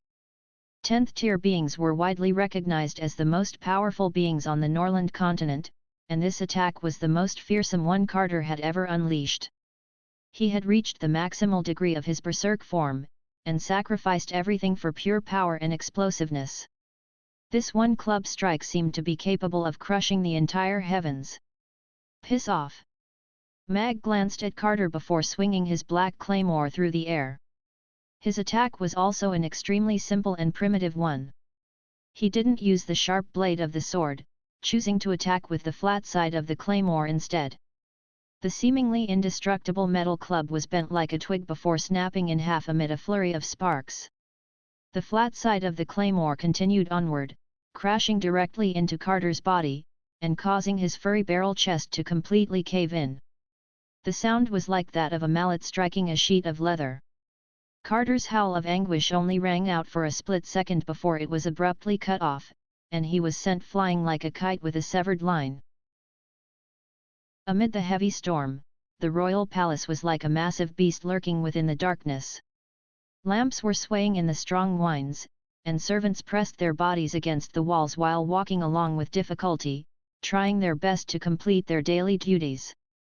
At this moment, on the top floor of the largest building deep within the royal palace complex, there was a figure standing before the window, looking out toward the northern region of the city. The flickering light of the oil lamp illuminated the king's stern face, as well as a black shadow standing behind him.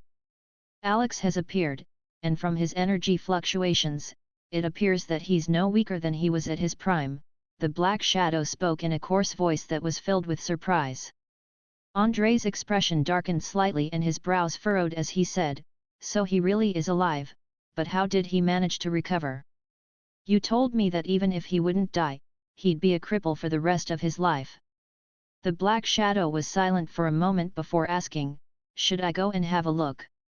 "There's no need for that. If those idiots don't have a backup plan and all 6 of their 10th tier beings perish tonight, it'll be a very positive outcome for us. Furthermore, they can't afford to reveal their attempt to assassinate Irina, so they can only swallow this bitter pill." Andre shook his head in response. The black shadow fell silent again before musing, "But Zeus is involved in this matter as well. On top of that, if Alex really is alive and had recovered to his peak, then that could spell trouble for Josh as well." A cold smile appeared on Andre's face as he said, "They deserve all of the trouble that comes to them. In their fight to inherit the throne, they've done a lot of shady things. They think that I'm oblivious to what they're doing, but I'm not that senile yet. I'm still alive, and it's necessary to teach them a lesson from time to time so they're reminded of the fact that I'm still the king. I've been the king for so many years, and the Roth Empire has been steadily growing stronger under my reign. I'm not setting all of this up for them. If they want to inherit this powerful empire, they'll have to earn that right. Besides, Alex is still a human, isn't he? If he's not dead, then just let him live."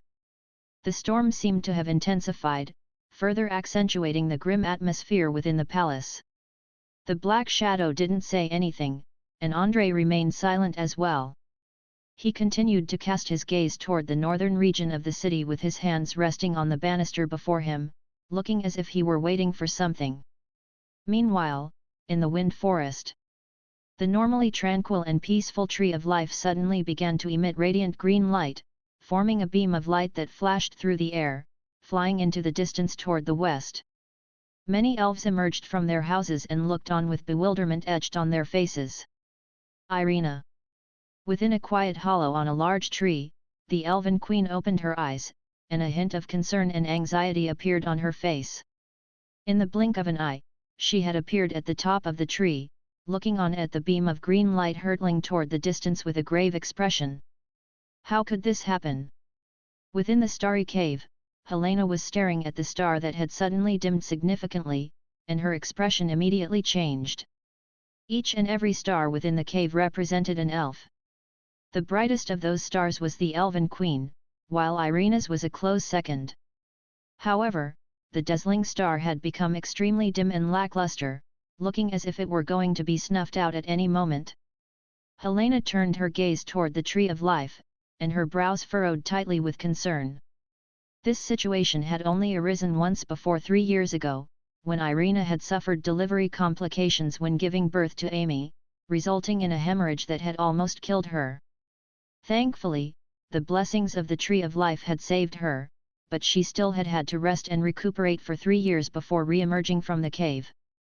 Now, Irina was situated in the faraway city of Rodu, and her star had dimmed, while the Tree of Life was also putting on a bizarre display. All of this suggested that she was in grave danger. That B*TCH is finally going to die. Hetty was ecstatic as she looked up at the erratically flickering star. Helena turned to Hetty, and a dangerous gleam flashed through her narrowed eyes as she asked in a cold voice, "What did you do?" Hetty felt as if her entire body had been sealed in ice, and her legs gave out from under her as she knelt to the ground. Her expression was a little horrified, but also slightly deranged as she replied, "Mistress, I sent her a letter. That B*TCH is far too abhorrent, she has no respect for you, and she killed Master Schubert, she deserves to die 1,000 deaths." Helena extended a hand toward Hetty, and the latter felt as if her neck had been caught in the grasp of a giant invisible hand. She was hoisted up from the ground until her feet were dangling in the air, following which Helena glared coldly at her, and asked, "You're working with beings from foreign races to plot against Irina?" Hetty's face was turning pale from asphyxiation, but her eyes were still filled with a frenzied light as she said, "Mistress, I'm doing all of this for you. With Irina dead, you'll be able to instate whomever you want as the new Elven princess. When that time comes, the entire Elven race will bow to you." "Shut up!" A crisp slap sounded within the cave. Hetty's head was almost detached from her neck by the force of the slap before she turned to face Helena again with an expression of horror and befuddlement. Helena was absolutely furious as she yelled, "Do you know what Irina represents? She is the hope of our Elven race for the next millennium. No elf can replace her, and no other elf can even hold a candle to her. You foolish swine, how dare you work with other races to plot against her? Are you trying to doom the entire Elven race?" Hetty's face had turned deathly pale, and she had almost passed out from oxygen deprivation. However, she wasn't afraid of death, instead, she was horrified by Helena's reaction. She was willing to die for Helena, but the last thing she wanted was to infuriate her mistress. But she's never respected you. I want prosperity for the entire Elven race. I want the entire Norland continent to be filled with awe and veneration at the mere mention of our Elven race. In comparison, whether she respects me or not is completely trivial. Even if she wants to kill me, I'll do my best to keep her alive because she always has the best interests of the Elven race at heart." Helena glowered at Hetty before releasing her, sending her plummeting downward for over 10 meters, shattering innumerable bones amid a dull thud. Helena looked up at the flickering star with a cold expression, and said, "If she dies, you can also die." A black shadow flashed into a tall pavilion, and informed, "Your Highness, we've just received further news from the 5th Street, a third party has stepped in to derail our plan, and it appears to be Alex." Clink! The golden goblet in Sean's hand fell to the ground with a crisp clink. "Are you sure it's him?" Sean's expression had become extremely strained, and even his voice was trembling slightly. Mag had swooped in to save the damsel in distress, turning the tables on her opponents in the blink of an eye with his grand entrance. During clashes between truly powerful beings, time seemed to slow down, but everything actually took place in split seconds. Carter crashed to the ground over 10 meters away with his chest severely caved in, looking as if he had just been struck by a sledgehammer. He was lying face down on the ground with blood and fragments of shattered internal organs spilling out of his mouth as his aura gradually diminished. The forest troll withdrew its branches, but its entire body had already been stained with green blood. Even one of its arms had been cut off, and it was howling with horror and agony. Gajeel let go of the shattered blade in his hand and stumbled back with a petrified expression, trying to open up some distance between himself and Mag. Alex was here. He was the only one who could wield a sword as heavy as the Tiandu sword as if it were a mere twig, and his deadly sword techniques had appeared in many of Gajeel's nightmares. 5 years ago, during his first encounter with Alex, he had conceded after withstanding just a single one of his sword strikes. 3 years ago, when he last encountered Alex, he was unable to withstand that single sword strike, and almost perished as a result. On this occasion, he was still unable to withstand a single sword strike. Why are you still alive? Why are you still as powerful as ever? This is impossible. Impossible. Are you the devil? Gajeel felt as if he were about to be driven insane by his overwhelming horror. They had made painstaking preparations for Irina's assassination. Every single 10th tier powerful being within Rodil was under surveillance of their scouts, but no one had expected Alex at the height of his powers to turn up. I don't have time to explain. Most of Mag's 10-minute time limit had already passed, and he strode forward with a cold expression. All of a sudden, he glanced past Gajeel like lightning, carving out a thin white line in the air with his claymore. Golden light erupted from Gajeel's eyes as he hoisted up his black shield again. His body expanded once again, and even his skin was hardening as he tried desperately to defend himself. However, the thin white line only continued to elongate, slicing through countless droplets of rain before gliding through his black shield and finally his neck. The shield that had been refined from the shell of a 9th-tier magic beast was sliced open with such ease as if it were made of melted butter. A thin crimson line appeared on Gajeel's neck, following which his head was flung into the air. Blood gushed forth from the cross-sectional wound like a geyser before Gajeel's headless corpse slowly fell to the ground. The white line continued to elongate, quickly ending the life of the vampire, who was still desperately struggling amid a puddle of blood. The devil! You must be the devil! After witnessing the deaths of Carter and Gajeel in quick succession, the forest troll was completely tipped over the edge. A series of magic shields of different sizes materialized around its body as a dark green teleportation formation appeared underfoot. Light was shimmering along the entirety of the formation, clearly indicating that it had already been activated. You're not getting away. Mag strode toward the forest troll with a calm expression, looking as if he had done nothing more than kill a few ants. Don't kill me! Don't kill me! Arg! The forest troll's expression was filled with horror as it made a series of random panicked hand seals, trying desperately to kickstart the teleportation formation beneath its feet. Alex, I didn't think that you'd still be alive. Right at this moment, a distant voice sounded as a rift opened up in the sky above. 4 sticky tentacles extended out of the rift before tearing the rift open even wider. A hulking octopus over 20 meters tall and with countless tentacles squeezed its way out of the rift. What was even more terrifying and grotesque was that there were countless eyes running along the whole length of all of its tentacles, and those eyes were all scrutinizing Alex. Standing atop the octopus head was a short and stubby old man who appeared to be a midget. His feet seemed to have fused with the octopus body and his eyes were bulging out of their sockets, creating a rather terrifying sight to behold. As soon as his voice trailed off, 2 of the octopus tentacles elongated in a frenzy, hurtling toward Mag in a crisscross formation in an attempt to ensnare him. Josh's griffin rapidly sped through the air. He could already hear the sounds of battle erupting from the 5th Street, and that was very encouraging to him. This indicated that the battle was still not over, which, in turn, meant that Irina was still alive.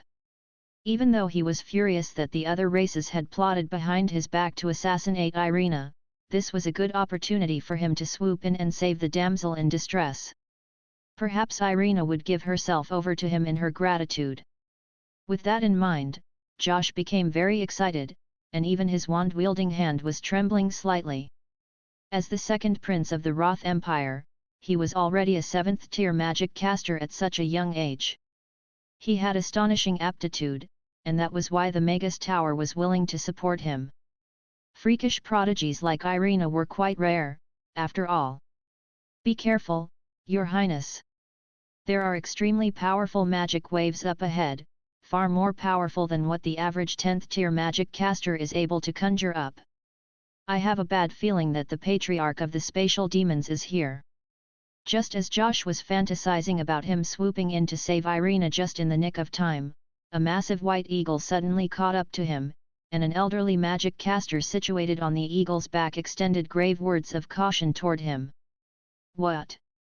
Josh was quite startled to hear this, and his griffin slowed down significantly as he cast his gaze toward the 5th Street with bewilderment and hesitation in his eyes. If they were coming up against a normal 10th tier opponent, then the elderly great magic caster beside him should be capable of protecting him. However, the Patriarch of the Spatial Demon race was far more powerful than the average 10th tier demon. It was most likely the case that this elderly great magic caster would be no match for such a fearsome opponent. We have a treaty prohibiting Patriarch-level beings from appearing in the territory of other races. How dares he go against the terms of the treaty in such a blatant manner? Isn't he afraid of facing backlash from our Roth Empire? Josh clenched his fists with fury. The magic caster wore a concerned look as he said, Your Highness, the demon race is clearly planning to instigate a war. Even the Patriarch of the Spatial Demons has appeared in Rodu, and he's targeting the Elven princess. That's nothing less than a declaration of war to the Elven and human races. If you approach the battlefield now, there's a good chance that he'll attack you as well. Please reconsider, Your Highness. Josh cast his gaze toward the 5th Street with a hesitant look. His expression was filled with urgency, but his griffin was only continuing to decelerate. Why is there another? Mag looked up at the massive octopus with furrowed brows. He plunged his claymore into the forest troll's heart in an offhand manner, thereby putting it out of its misery. 772 Give me an ultra beam. There was a steep grayish-white mountain around 5 kilometers to the west of Rodu. The area annually produced vast quantities of rocks to be used as construction materials, and it was said that the mighty city walls of Rodu were raised with rocks excavated from this area. There was also another legend surrounding this lone mountain. It was said that when the royal craftsmen first attempted to excavate this mountain, the mountain suddenly became extraordinarily hard, making it impossible to break even with the finest of metal tools. This incident had alerted the king of the Roth Empire at the time, and he issued an order for the mountain to be exempt from excavation, which was how it received its name of Exemption Mountain.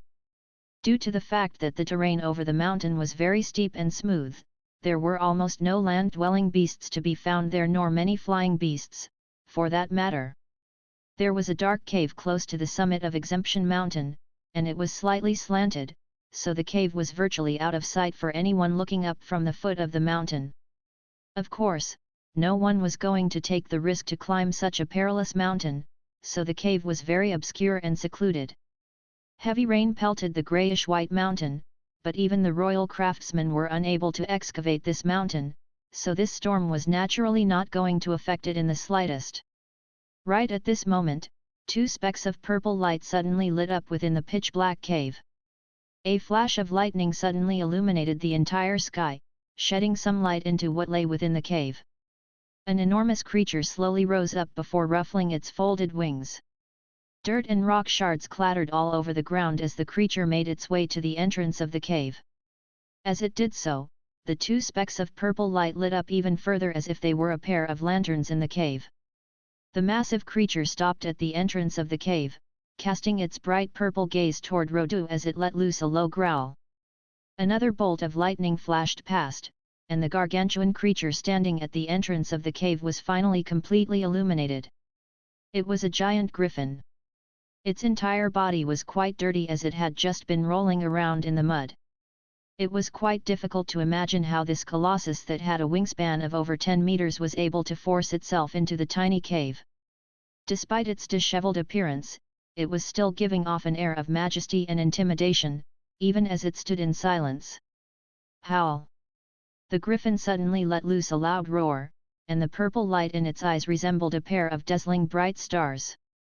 The griffin spread open its wings amid a series of loud cracks and pops from its joints. It flapped its wings, and flew into the air like a sharp sword piercing into the ferocious storm. The dirt and grime all over its body was washed away by the heavy rain, revealing its eye-catching purple scales and wings. Even in the darkness, its massive purple lion head appeared quite menacing, and the gruesome blade wound on its glabella further contributed to its intimidating appearance. With each and every flap of its wings, it would cover a distance of several hundred meters as it rapidly sped toward Rodu. There was an extremely familiar aura there. In order to wait for him, it had been hiding here for 3 years, and now, he had finally reappeared. Mag withdrew his sword from the forest troll's body before using its shoulder as a stepping stone, launching himself up into the air as he swiped his claymore at the pair of incoming octopus tentacles. His claymore sliced through the pair of tentacles like a hot knife through butter. The tentacles fell to the ground, writhing furiously as the eyes all over the tentacles blinked in a frenzy, seemingly refusing to come to terms with the fact that it was about to die. However, the massive octopus wasn't affected in the slightest by Alex's attack. Its cross-sectional wounds squirmed, and 2 more tentacles sprouted from its body, both of which were almost identical to the tentacles that Alex had just severed. The only difference was that the eyeballs on those tentacles were still only pink fleshy bulbs that had yet to open. Mag appraised the creature with a grim expression. This trypophobic's nightmare was not a real octopus, but instead a massive spatial beast known as the Eye Beast. These giant beasts only existed within space, and not only were they extremely massive, but they possessed freakish regenerative abilities. Unless one could slay the beast with a single attack, it was virtually unkillable. However, the most fearsome trait of an eye beast wasn't its regenerative ability, but the countless eyes all over its body instead. No living being could remain completely calm while being scrutinized by so many eyes at once, and during their split-second-long emotional turmoil, the eye beast would gain control over them, reducing them to its slave. It was very rare even for spatial demons to be able to find and tame eye beasts from within space. An eye beast of such a massive size was no weaker than a normal powerful 10th-tier being, and its abilities were quite troublesome to face even for Alex. As for why Alex knew so much about these creatures, that was because he just so happened to have slain an eye beast in the past, and he also disabled its spatial demon rider in the process. If Mag wasn't mistaken, then the 9th-tier spatial demon he had disabled at the time was most likely the son of this spatial demon patriarch. As such, Mag was at the height of Alex's powers, and he also possessed Alex's prior experience in slaying an eye beast. However, there's not much time left, you have to make haste. 3:00. 2:59. 2:58, the system's urgent voice sounded within Mag's mind, and Mag could even see a small red light shimmering on his chest, just like the one Ultraman had. Do you really think I'm Ultraman, system? How about you give me an Ultra Beam? Mag rolled his eyes, but he was also aware of the fact that time was indeed quickly running out for him. Unfortunately, this eye beast and the spatial demon patriarch were a much more troublesome duo to deal with than all of the other 10th-tier beings that Mag had just slain. There were only around 100 10th-tier beings on the entire Norland continent, yet even among them, there were massive discrepancies in power. Gajeel and those beings that had surrounded Irina earlier could only be referred to as normal 10th-tier beings.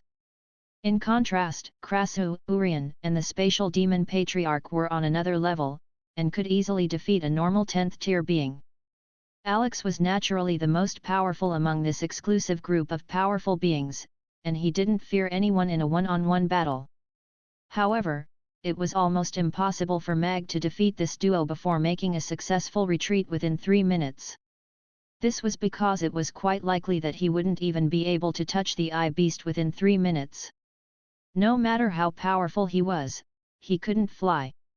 In contrast, the eye beast could hover in the air, and could even tear through space to travel in a manner akin to teleportation.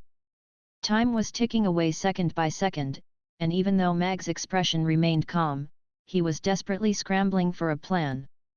He stared at the eye beast with an intense gaze.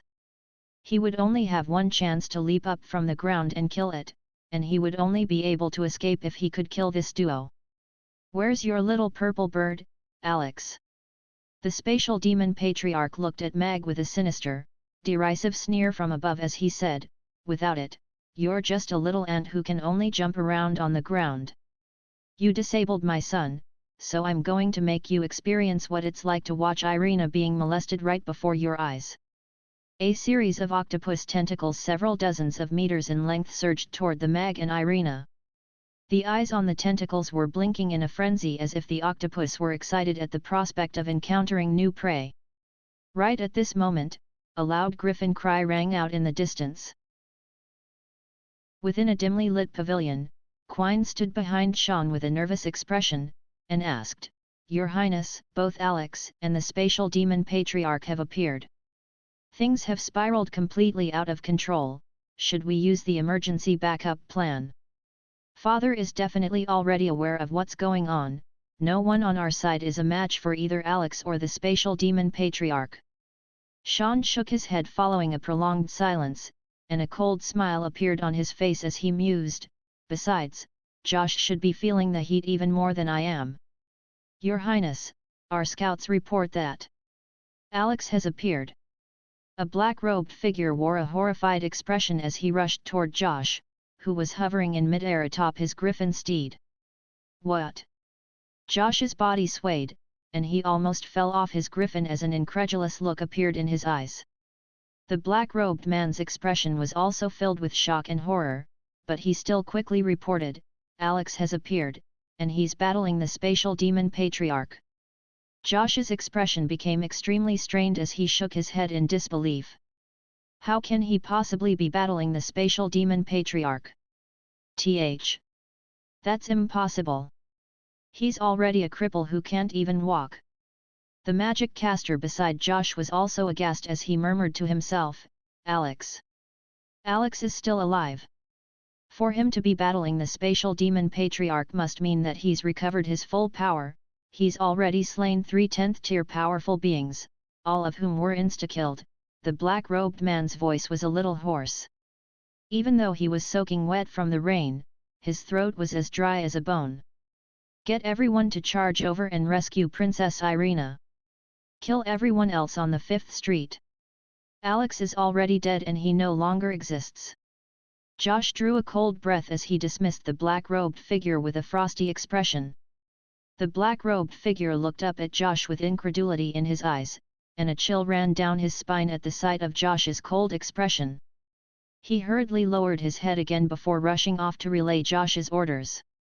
Thus, the group of black-robed figures continued onward on horseback, charging directly toward the 5th Street. They didn't know what enemies they were going to face, all they had to do was act according to the second prince's orders. "Your Highness, you should get further away from here for your own safety." Alex, the elderly magic caster's voice trailed off as he looked at Josh. He was Josh's most trusted subordinate, so he was naturally aware of Josh's involvement in the assassination 3 years ago. He didn't know how Alex had survived and returned to the height of his powers, but the memory of Mag slaughtering 10th tier powerful beings on that rainy night 3 years ago as if he were chopping up vegetables was still fresh in his mind. During the past 3 years, he had already lost count of how many times that memory had disturbed his slumber in the form of nightmares. Now, this man was back, and he could still face off against the spatial demon patriarch. Just this notion alone was making him tremble uncontrollably in fear. Josh's expression gradually became composed again as he cast his gaze toward the 5th Street. He shook his head firmly, and said, "No. I'm going to watch him die tonight. If he doesn't die, then we'll have to die." The spatial demon patriarch's hideous face was twisted with a sinister smile, and his eyes were shimmering with red light. Looking at the countless tentacles hurtling toward Mag and Irina, he could already envision Irina being molested while Alex could only look on in agony and despair. His favorite youngest son tamed an eye beast at just 500 years of age, and he was an extremely prodigious talent. However, his eye beast was slain by Alex 5 years ago, and his demon soul was also disabled. In the end, he plunged into a spatial storm and committed suicide. The spatial demon patriarch harbored a burning hatred for Alex ever since then. 3 years ago, Alex was assassinated, and he had thought that his son had been avenged, but who would have thought that Alex would rise from the dead, and at the height of his powers, no less. "My son's dead, so why are you still alive? You should both die." The spatial demon patriarch wore a deranged expression as countless octopus tentacles flooded toward Mag and Irina, attempting to inundate both of them. Mag stood in front of Irina with a grim expression on his face. 3 years ago, Alex carried Amy on his back and fought until he couldn't fight any longer. On this occasion, Irina was standing behind him, and he only had 2.5 minutes left. There was no opportunity for a reset, and he couldn't allow Amy to lose both her parents in one night, so he was already prepared to put his life on the line. Howl! Right at this moment, a loud howl erupted in the distance. A purple figure abruptly appeared in the air before diving straight down like a sharp arrow. Aussie I1. Mag faltered momentarily before looking up at the colossal creature descending from the sky, only to discover that it was a massive purple griffin. The purple stripes on its body were illuminated by the lightning flashing in the sky, allowing Mag to confirm that this was indeed Alex's former steed, the purple-striped griffin, Aussie I. The arrival of Aussie I also made the spatial demon patriarch falter momentarily. He looked up at the purple-striped griffin, and the fury in his eyes burned even more intensely. A ball of green flames appeared in his hand, which he slammed into the head of the eye beast, and a cold smile appeared on his face as he said, "I'm glad you came, little bird, I can kill both of you together now." Roar! The eye beast suddenly let loose an almighty roar as flashes of green and red light began to shimmer interchangeably over its body. A hint of green appeared within its dead white eyes, and all of its tentacles thickened by twofold. On top of that, they sped up even further as they hurtled toward Mag. The purple-striped griffin descended beside Mag, and almost at the exact same moment, countless tentacles came crashing down on them, making the ground below cave in by half a meter. The intertwined tentacles created a mountain of flesh, completely inundating Mag and the others. The entire scene suddenly fell silent aside from the sounds of the ongoing storm and the squirming mass of tentacles. Everything seemed to be over. Pathetic. The spatial demon patriarch looked down at the mountain of tentacles with a disdainful sneer on his face. No one had been able to escape after falling under the control of the eye beast. All 3 of them were going to be reduced to the lowliest of slaves. Boom! Right at this moment, the mountain of tentacles suddenly exploded. Mag held his claymore in one hand as he sat atop his griffin steed. Irina was sitting behind him with her arms wound tightly around his waist as Aussie I rose rapidly up into the air. One Zi means purple in Chinese, whereas A is most likely an endearment, think Little Purple, a sort of pet name. 774 Dante let him go back. Sections of tentacles and eyeballs flew through the air in all directions as the purple-striped griffin rose into the air, flying directly toward the spatial demon patriarch like a sharp sword. The octopus' thick and powerful tentacles were sliced into chunks by the black claymore as if they were made from tender tofu. Even though they were regenerating at an insane rate, there was no way that they could impede the incoming griffin. It was unstoppable. How is that possible? The spatial demon patriarch's eyeballs almost popped out of their sockets upon seeing this. He stared at the sharp black claymore, and a hint of panic appeared in his eyes. It was once said that Alex riding atop his griffin was like a tiger that had grown wings. There was no one in this world that he couldn't kill. The black-robed men finally reached the 5th Street atop their unicorn steeds. They stared at the grotesque eye beast, then at the gallant figure rising fearlessly into the air atop a powerful purple-striped griffin, and all of them faltered in their advance as awe and incredulity appeared in their eyes. Irina had her arms around the waist of the gallant warrior, and her body was pressed up tightly against his back. This was not an unfamiliar scene to the people of Rodu. Back when Alex was still alive, he was often side-taking Princess Irina in and out of Rodu atop his purple-striped griffin.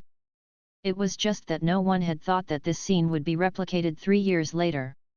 All of the tentacles were several dozens of meters in length and several meters thick as they flashed through the air, tearing rifts in the space with their enormous power. However, the griffin continued to rise up in a fearless manner. Countless tentacles were sliced apart around the griffin, and it appeared that nothing could stand in its way. "Team leader, what do we do now?" a black-robed figure asked in a quiet voice. "If you think you can fight them, then you can try to approach them," the team leader replied with a wry smile. This was a showdown between two of the most powerful beings on the entire Norland continent. While their average power level was only at the 7th grade, what could they possibly do? They had only rushed to the 5th Street as they were following the second prince's orders, but this was clearly not a situation they were equipped to deal with. Irina had her arms wound tightly around Mag's waist, and her head was resting gently on his wide shoulders. She basked in his familiar aura, and it was as if she was trying to fuse her body with his. 3 years later, he was finally in her arms again. Just when she had thought that her life would end here, he appeared. He was still just as captivating as he stood before as her invincible guardian, and he was still every bit the man he once had been. As she clung tightly to his familiar yet foreign body, she could feel the scorching heart beating in his chest. Even the cold autumn rain couldn't dampen its scintillating heat in the slightest. It was him. Alex. When she had received news of his death 3 years ago, her heart had been completely broken. She didn't even dare to imagine that they would be reunited one day. She lived solely for revenge. She was going to find those abhorrent bastards and kill them one by one. However, she had found him again. She held on tightly to his body, and she never wanted to let go ever again. "I know you're excited to see me, but you're kind of hampering me by holding on so tight." Mag tried to make a light-hearted joke, but his heart rate was accelerating involuntarily as he felt the 2 balls of soft heat pressed tightly into his back. Shen Mag was renowned for his ability to remain calm in the face of women. Even if a beauty were to appear in her birthday suit right before his eyes, he might not even bat an eyelid, but for some reason, he was becoming quite flustered by Irina's embrace. This was a rather surprising feeling to Mag. However, he didn't have time to consider this notion in any greater depth. The countdown timer had ticked down to 2 minutes, and he had to take care of the spatial demon patriarch during this time and escape before more forces could arrive on the scene. "Those are some really powerful magic waves. Could it be that the old bastard from the spatial demon race is here? Who's that fighting him?" Within the second-floor booth of a restaurant, Novan cast a surprised gaze toward the northern region of the city with a surprised look on his face. "You're saying Benson's here in Rodu, and he's fighting someone?" Krasu immediately put down his chopsticks upon hearing this as he scrutinized Novan with an intense expression. "No one else in this world can cause such a ruckus with spatial magic. That beast of his is most likely here with him." "He seems to currently be somewhere on the 5th Street, Novan replied with a nod. The 5th Street, a contemplative look appeared on Krasu's face before he suddenly rose to his feet. "It must be Irina." "How do you know that?" Novan asked with a perplexed look. "Alex was assassinated on the 5th Street 3 years ago. It's a pity that I just so happened to be somewhere outside of Rodu on that day. Otherwise, I would have beaten the living daylights out of that old bastard, Benson. Aside from His Majesty, Sean, and Josh, there's only Irina in this city that Benson could be targeting." Krasul looked at Novan with an urgent expression, and said, "Aren't you supposed to be the most powerful spatial magic caster on the continent? Hurry up and teleport me over there.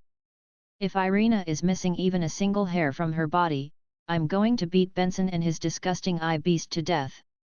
Give me some time." Novan immediately sprang into action upon hearing this. The ring on his right hand flashed, and a series of crystals appeared on the ground beside the table as he began to set up a complex formation. "These old bastards really are becoming more and more unruly. Do they think my city is somewhere they can come and go as they please?" On the top floor of the tallest palace, Andrei wore a cold expression as he cast his gaze out toward the northern region of the city with killing intent glimmering in his eyes. The black shadow behind him stirred, but didn't say anything. He seemed to be awaiting orders from Andrei. They're provoking me over and over again. The longer these old bastards live, the less they seem to value their worthless lives. Andrei withdrew his hands from the banister and clasped them behind his back. He turned to the black shadow, and said in a cold voice, "Make sure he never leaves this city again." "Yes." The black shadow swayed and disappeared in the blink of an eye. "Alex, I hope you won't disappoint me this time. As long as you obey me, there will always be a home for you in the Roth Empire." The purple-striped griffin rose into the air with astounding force, easily evading the few tentacles that managed to sneak past Alex's claymore. There was perfect synergy between the claymore, the man, and the griffin, and it was as if they were extensions of each other's bodies. The griffin reached the massive body of the eye beast virtually in the blink of an eye. The creature's entire body was covered in countless eyes, even to the extent that there weren't any gaps between those eyes. Being scrutinized by so many pairs of malicious eyes at such close quarters was quite unsettling, even for Mag. The severed tentacles were squirming violently before regenerating at a rate that was discernible to the naked eye. All of a sudden, the eye beast let loose a sharp cry as if it had sensed the peril that it was in, and its body instantly swelled up like an inflated balloon. One of its eyeballs suddenly fell off before transforming into a wave of countless eyeballs that surged toward Mag. The battle taking place on the 5th Street had attracted the attention of many residents dwelling in the northern region of the city. Many of the powerful beings in Rodo were also spectating the battle from afar, but none of them dared to approach the battlefield. A battle between the powerful 10th-tier beings was indeed quite thrilling to watch, but it was extremely perilous to spectate at close distance. One could easily lose their life if they were watching the battle from nearby. The city's army had also received orders not to step in. The intense storm was still sweeping across Rodo, and everyone was wondering who could be causing such a massive ruckus within the city. There were also some people who thought back to that rainy night 3 days ago. The commotion that night had been even more raucous, and it had also come from the direction of the 5th Street. On that night, the war god of the Roth Empire, Mag Alex, was killed. On this night, there were bound to be more important figures who were going to die, but no one knew who those important figures were going to be. The normal residents of the city simply thought that the ruckus was coming from a string of thunderclaps, so they merely rolled over and fell asleep again. However, there were many people who were suffering from sleepless nights, wondering what changes would arrive the next morning. Within a small kitchen in the Second Prince's Manor, Amy sat beside a window and scooped up a small spoonful of ice cream cake. The pink strawberry ice cream and the yellow mousse were split up into pronounced layers, and the fragrant aroma of cake immediately wafted toward her. This aroma was intermingled with the faint scent of strawberries, and her eyes immediately lit up. She opened her mouth to accept the spoon, upon which the smooth ice cream melted in her mouth, fusing with the sweet and delicious cake to form an irresistible icy combo.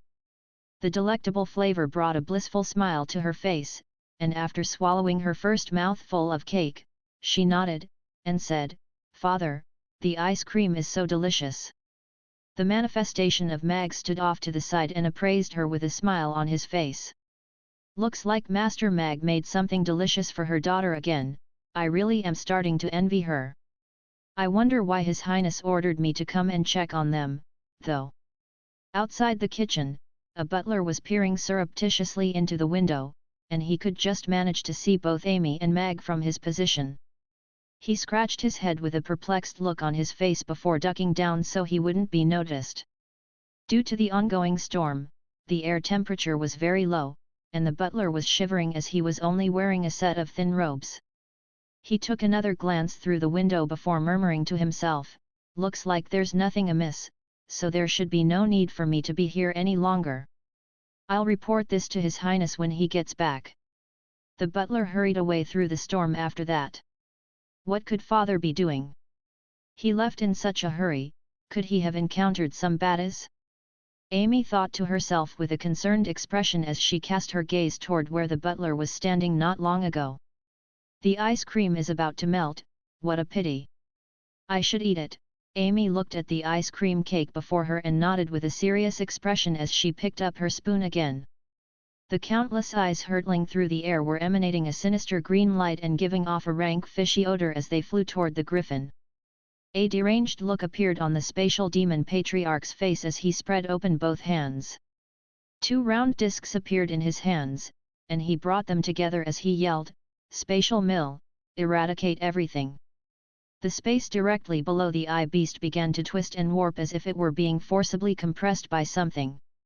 Countless spatial rifts appeared within an area of several dozens of meters, some of which had already elongated to several meters in length, and all of them were like sharp swords hanging in the air.